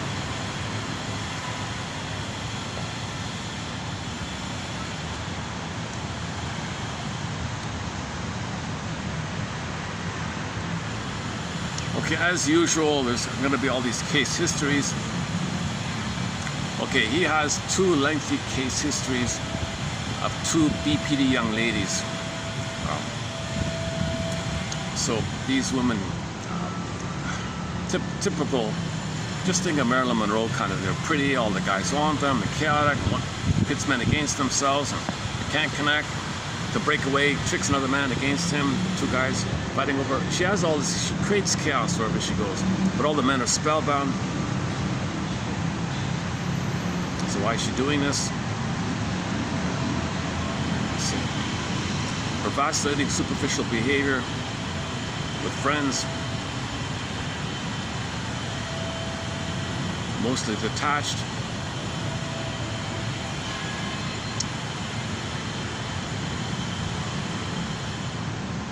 Okay, her memories. Where are we here? Let's skip all this. Characteristically, this borderline patient, these 2 young ladies possessed a variety of symptoms, including feelings of isolation, depersonalization. So they're living their life, and all the guys are chasing these 2 pretty ladies, but they don't feel real. They're not in their experiences when they're experiencing it. Anxiety attacks, paranoid ideas, phobias, vague obsessive thoughts, compulsive behavior, psychophysiologic responses, and so on. Changeable, erratic, facade, pretending, as if.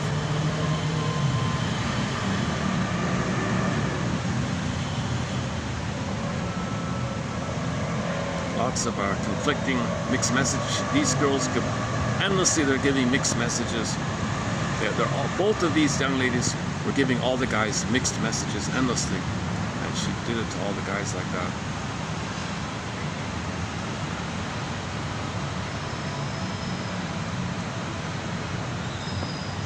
Predominance of early levels of ego integration.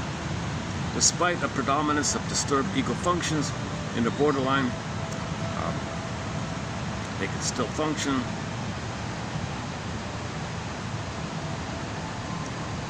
Both the schizoidal isolation and the constantly vacillating behavior of the border. Oh, am I kidding? You mean my battery's not? Why is it beeping? Is my battery not working? It should be working. battery's out, right? Oh. I have to keep an eye on this.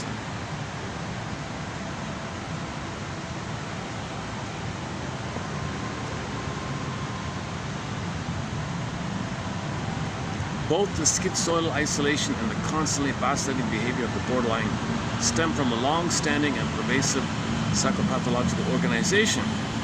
It has the quality of being characterological and egosyntonic, that it is accepted by the individual borderline with little conscious effort. Again, nobody in the audience. They don't see it. They don't see it as a fault. They can't observe it as a fault. A huge blind spot like that. Little awareness of all this. Impulsive, acting out, drama queen. Okay. What else?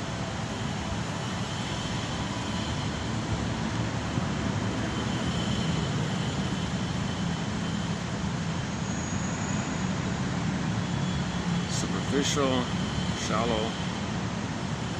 The case history illustrates the phenomena to which these authors refer.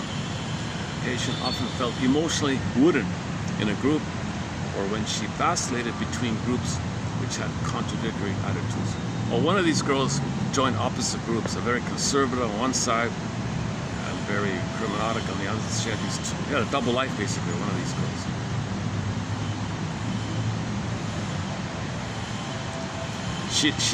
Okay, one of them loves to play games on the fellows, like tricks and traps. And, okay,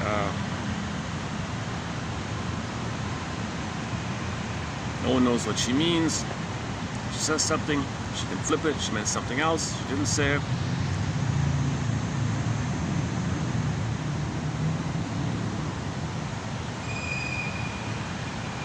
Lack of psychological safety in childhood. They never resolved the one thing with the mother. They never entered into a world outside the mother. This is still all about unmet primary. They never entered into a world outside the mother. Everything is about the mother with these girls, with the BPDs. They're trying to get a better mother experience using somebody in the present, thinking the unconscious, thinking it's mother in the past. Oh, that's the person. Oh, brother. Oh. A second. Otto Kernberg. I can't read that guy. I can't read Otto Kernberg. My God, I can't read that guy. Every second word is a vague, pompous word or something.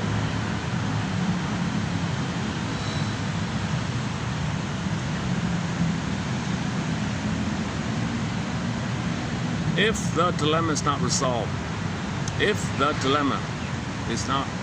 resolved, an approach avoidance conflict continues and becomes, schizoid. Approach, going to be engulfed. Avoid, going to be abandoned. So approach, but I'll be engulfed. So step back, I'm going to be abandoned. And they're shuffling back and forth. They can't stay in one spot, they're always shuffling back and forth. Masses calls it the schizoid dilemma. The cartoon was the chair, shuffling the chair back. He couldn't stop the chair. The chair is too close. Back off. Oh, I'm too lonely. Come closer. Oh, back off. Oh, you're abandoning me. And the chair was shuffling all the time.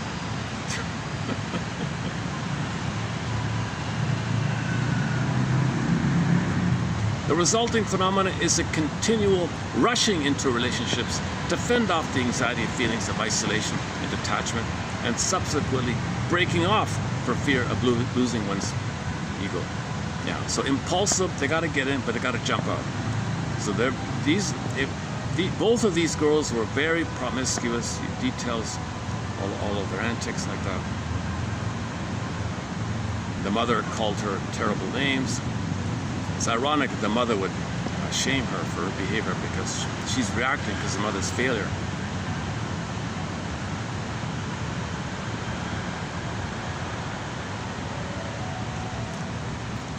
Conclusion.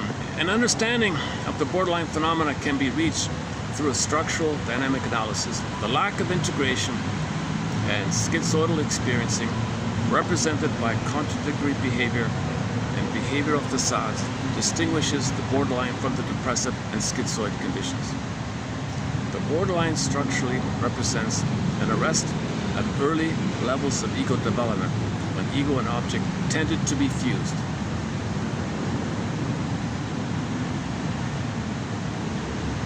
So in the mind, she might be the mother.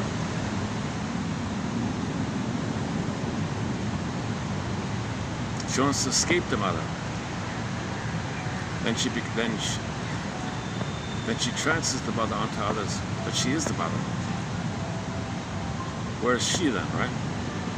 She feels abandoned, so identify with the mother. Abandoned, identify with the mother. Abandoned, something like that. The borderline structurally represents an arrest at early levels of ego development, when ego and object tended to be fused.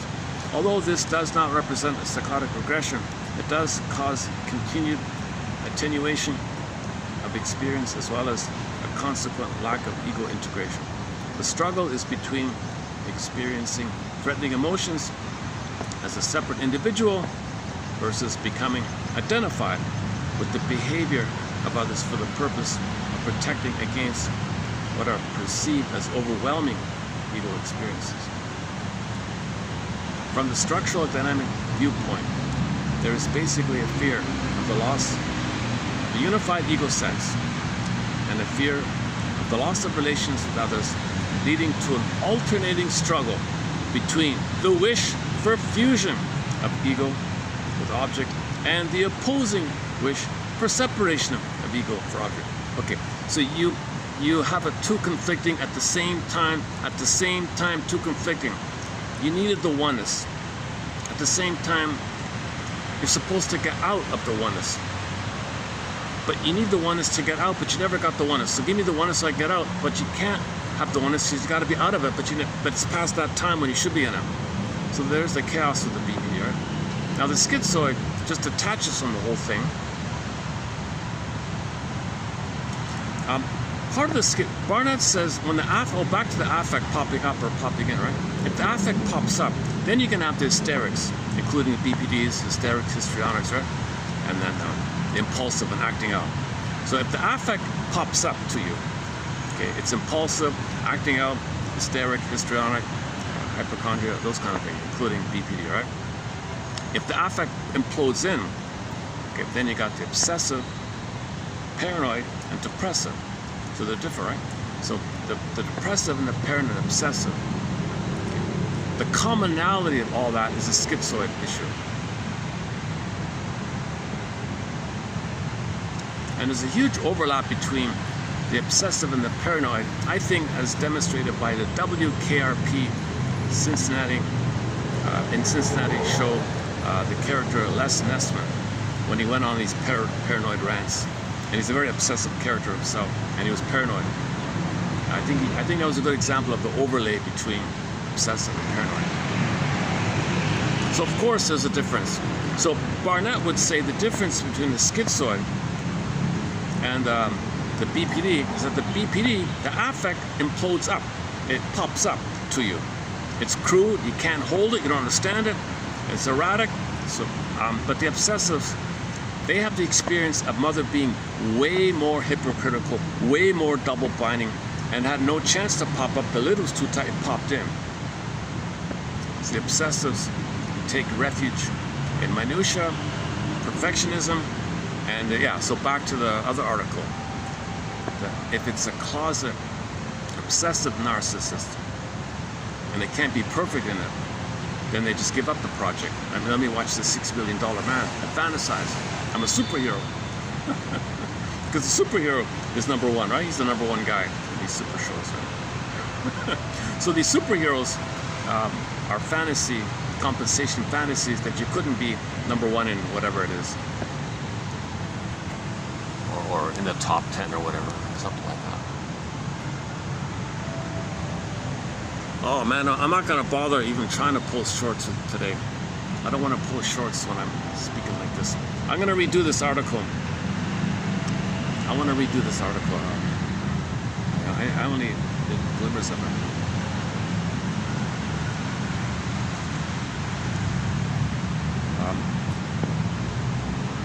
You know, the key one is with that second lady. Hang on. So he talks about two young ladies in here. The second one. There was something in here that really kind of was interesting. Where is it?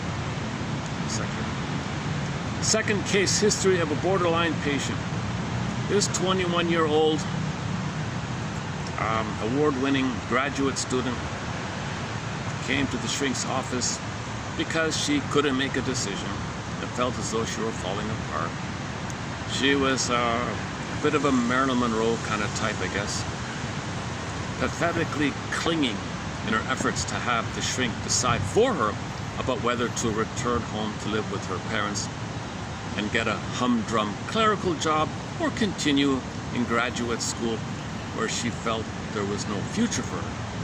Actually, she had quit school the day before by formally withdrawing from all her coursework, but still was faced with engaging in some reflection about what this abrupt decision meant to her. So she quit and didn't know why. Shrink, why did I quit? She at times became angry at the lack of definiteness. She at times became angry at the lack of definiteness on the shrink's part.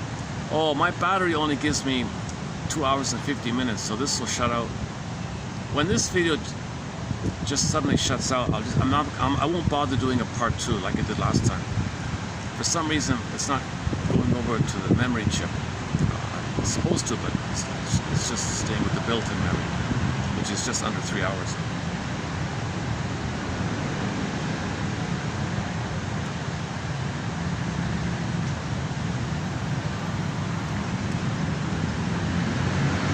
Okay, the shrink wouldn't tell her what to do. She got angry. At other times, she was clinging and even refused to leave the office when there was no answer about her. This occurred even at the end of the first interview. The vacillation from one possible justification for a possible course of action for another was mercurial and left her still more clinging and demanding. Rapid alternatives and opposing behavior characterized this encounter.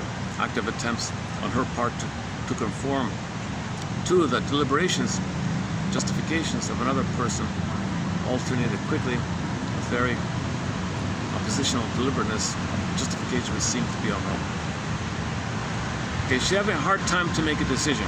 Go back to her hometown, marry a guy she kind of knows, and have a boring job, and that's that. Or move forward and finish her degree.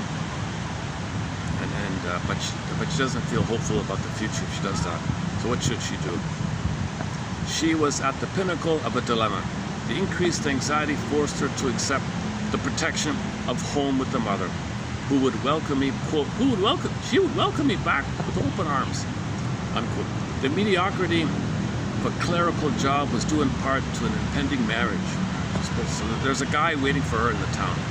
The problem of approaching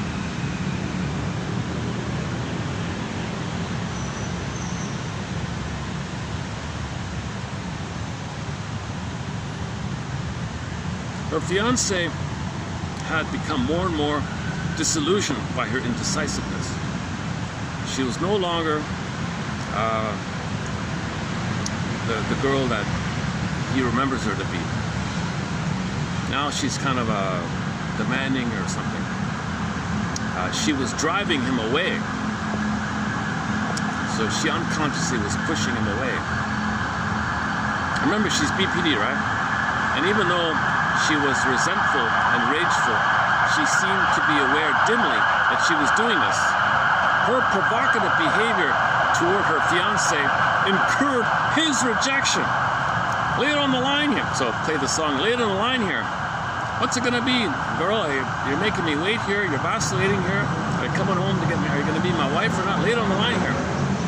She hummed and hawed and hummed and hawed. I can't do this anymore. I'm not playing this game here. So he left, he quit. The guy quit. He got tired of this, her games, or not her game, her vacillating. He got tired of her inability to decide. So I'm assuming he realized she didn't love him because of that. The rejection in turn produced resentment, which justified to her the wish for the protective home environment and identification with her mother's wish to have her home. So she got rejected. Now she wants to go home to the mother. Yet she was simultaneously struggling against these wishes in order to retain her independence and individuality. Okay, vacillating behavior. There is masking of deficient ego function in the borderline by unintegrated vacillating behavior. The ego deficiency is felt by them as a detached. Okay, here we go. The ego deficiency is felt by them as a detached, unfeeling involvement with others. So she's not feeling in anything. Like she's not feeling about moving forward or going back or whatever. She's not feeling in her life. Remember, she's got a turtle inside. Her emotions are turtled up inside. They have an experience with others, but isolate themselves emotionally from experience, right? They have an experience with others. So she has an experience with people. At the same time, she isolates herself emotionally from experience. Their overwhelming sensitivity to others leads to schizoid detachment and then rageful anger. And then rageful anger. What? Their overwhelming sensitivity to others leads to schizoid detachment and rageful anger then appears to be a callous, indifferent response.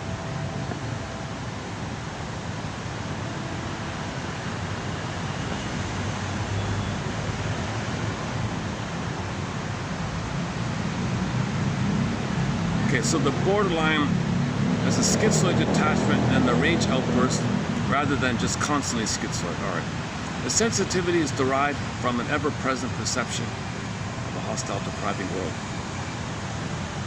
The psychogenic data of the first story revealed that parental behavior and attitudes tended to stimulate many conflicts.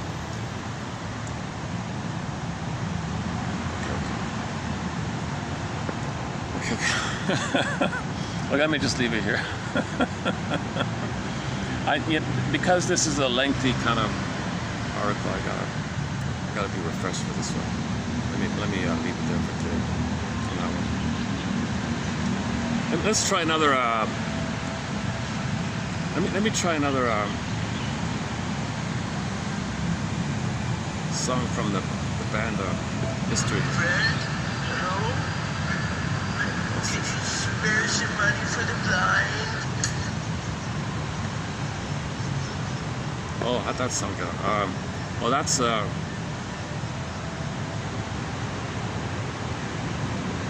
I just want to try. Let me try another song here. Let me just randomly try another song here.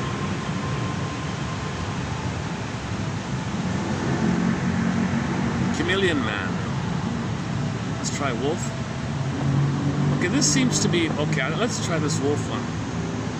There's a song called, I don't know what it means yet, but let's just give it a try. Because I noticed it's a crowd favor. In the audience, it got a lot of applause, this Wolf one.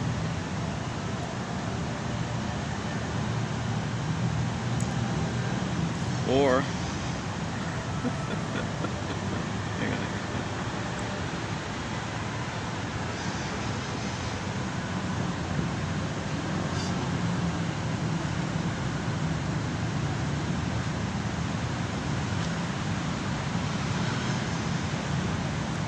The last glass of wine.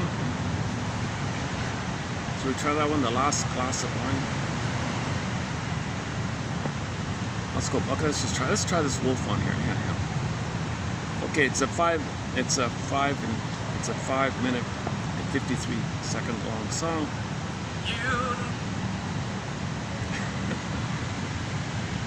When it ends, I'll just hit the stop button. I've done some fresh, fun videos. Today is not one of them. So I have to live with people coming in on good timing. Okay, if there's one takeaway from this video, it's to do the exercise that we talked about at the beginning of this video. If you just jump to the end, please can I refer you to the beginning. That's the best part about the self-help exercise called Dear past me. There's a song called it. There's a song by that name by a young lady. Dear past me, thank you for fighting that one there. And the TikTok one is she spells it out more. You know, you suffer, you did all this and did all this. And I notice this. I validate, acknowledge this. Dear, I want to just vary it and just simply say, just scan your life, a view throughout your life, including as a child, and how you respond to difficult situations, and just say, and show some gratitude. Dear past me, you managed it, thank you. Okay.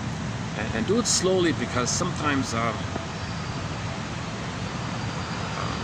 you get to understand that situation more when you revisit it. Okay, so that's the takeaway for today. Submit it for your approval consideration. Try out. Dear past me. The piano music's optional. The lady who plays the piano, it's not bad. She's got very few views on it. Okay. Should we look up the lyrics? Okay, next time. I don't know what the lyrics are, so let's just play it musically. I'll see you in the next video here.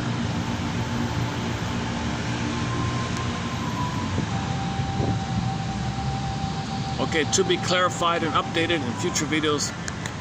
See you in the next video.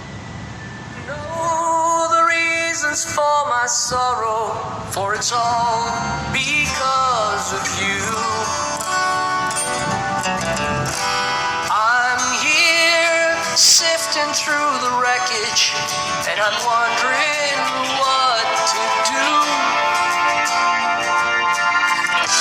A child learning all the notions of a world hostile and cruel. He turns to mother in devotion to find out she's left him too. And there's not much he can do. It's such a waste of time.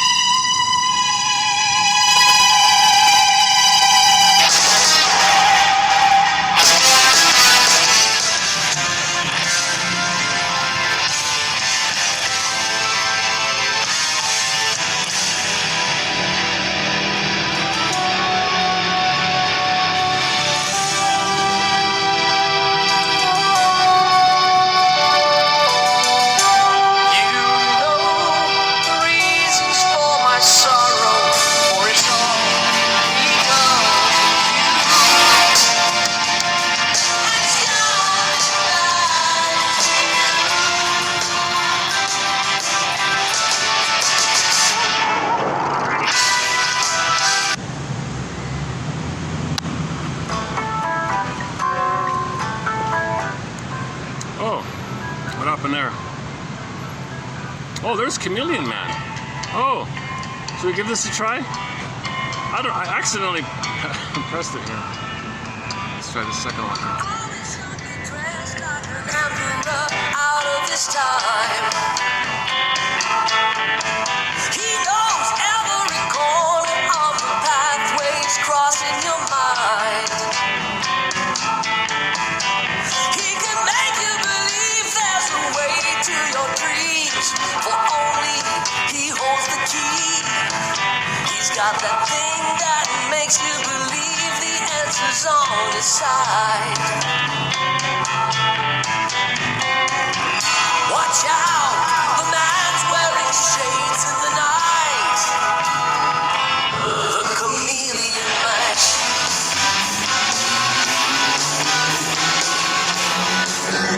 Yeah, so BPD personalities are sometimes referred to as chameleons. They're changeable like that.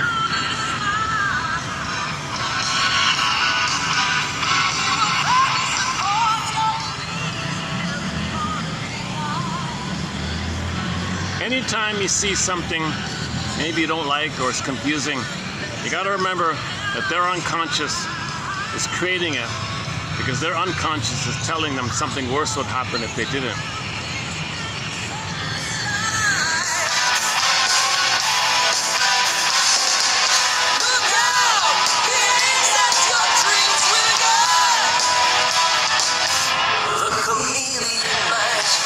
Or the chameleon woman. Why is he always picking on the man here? The chameleon woman.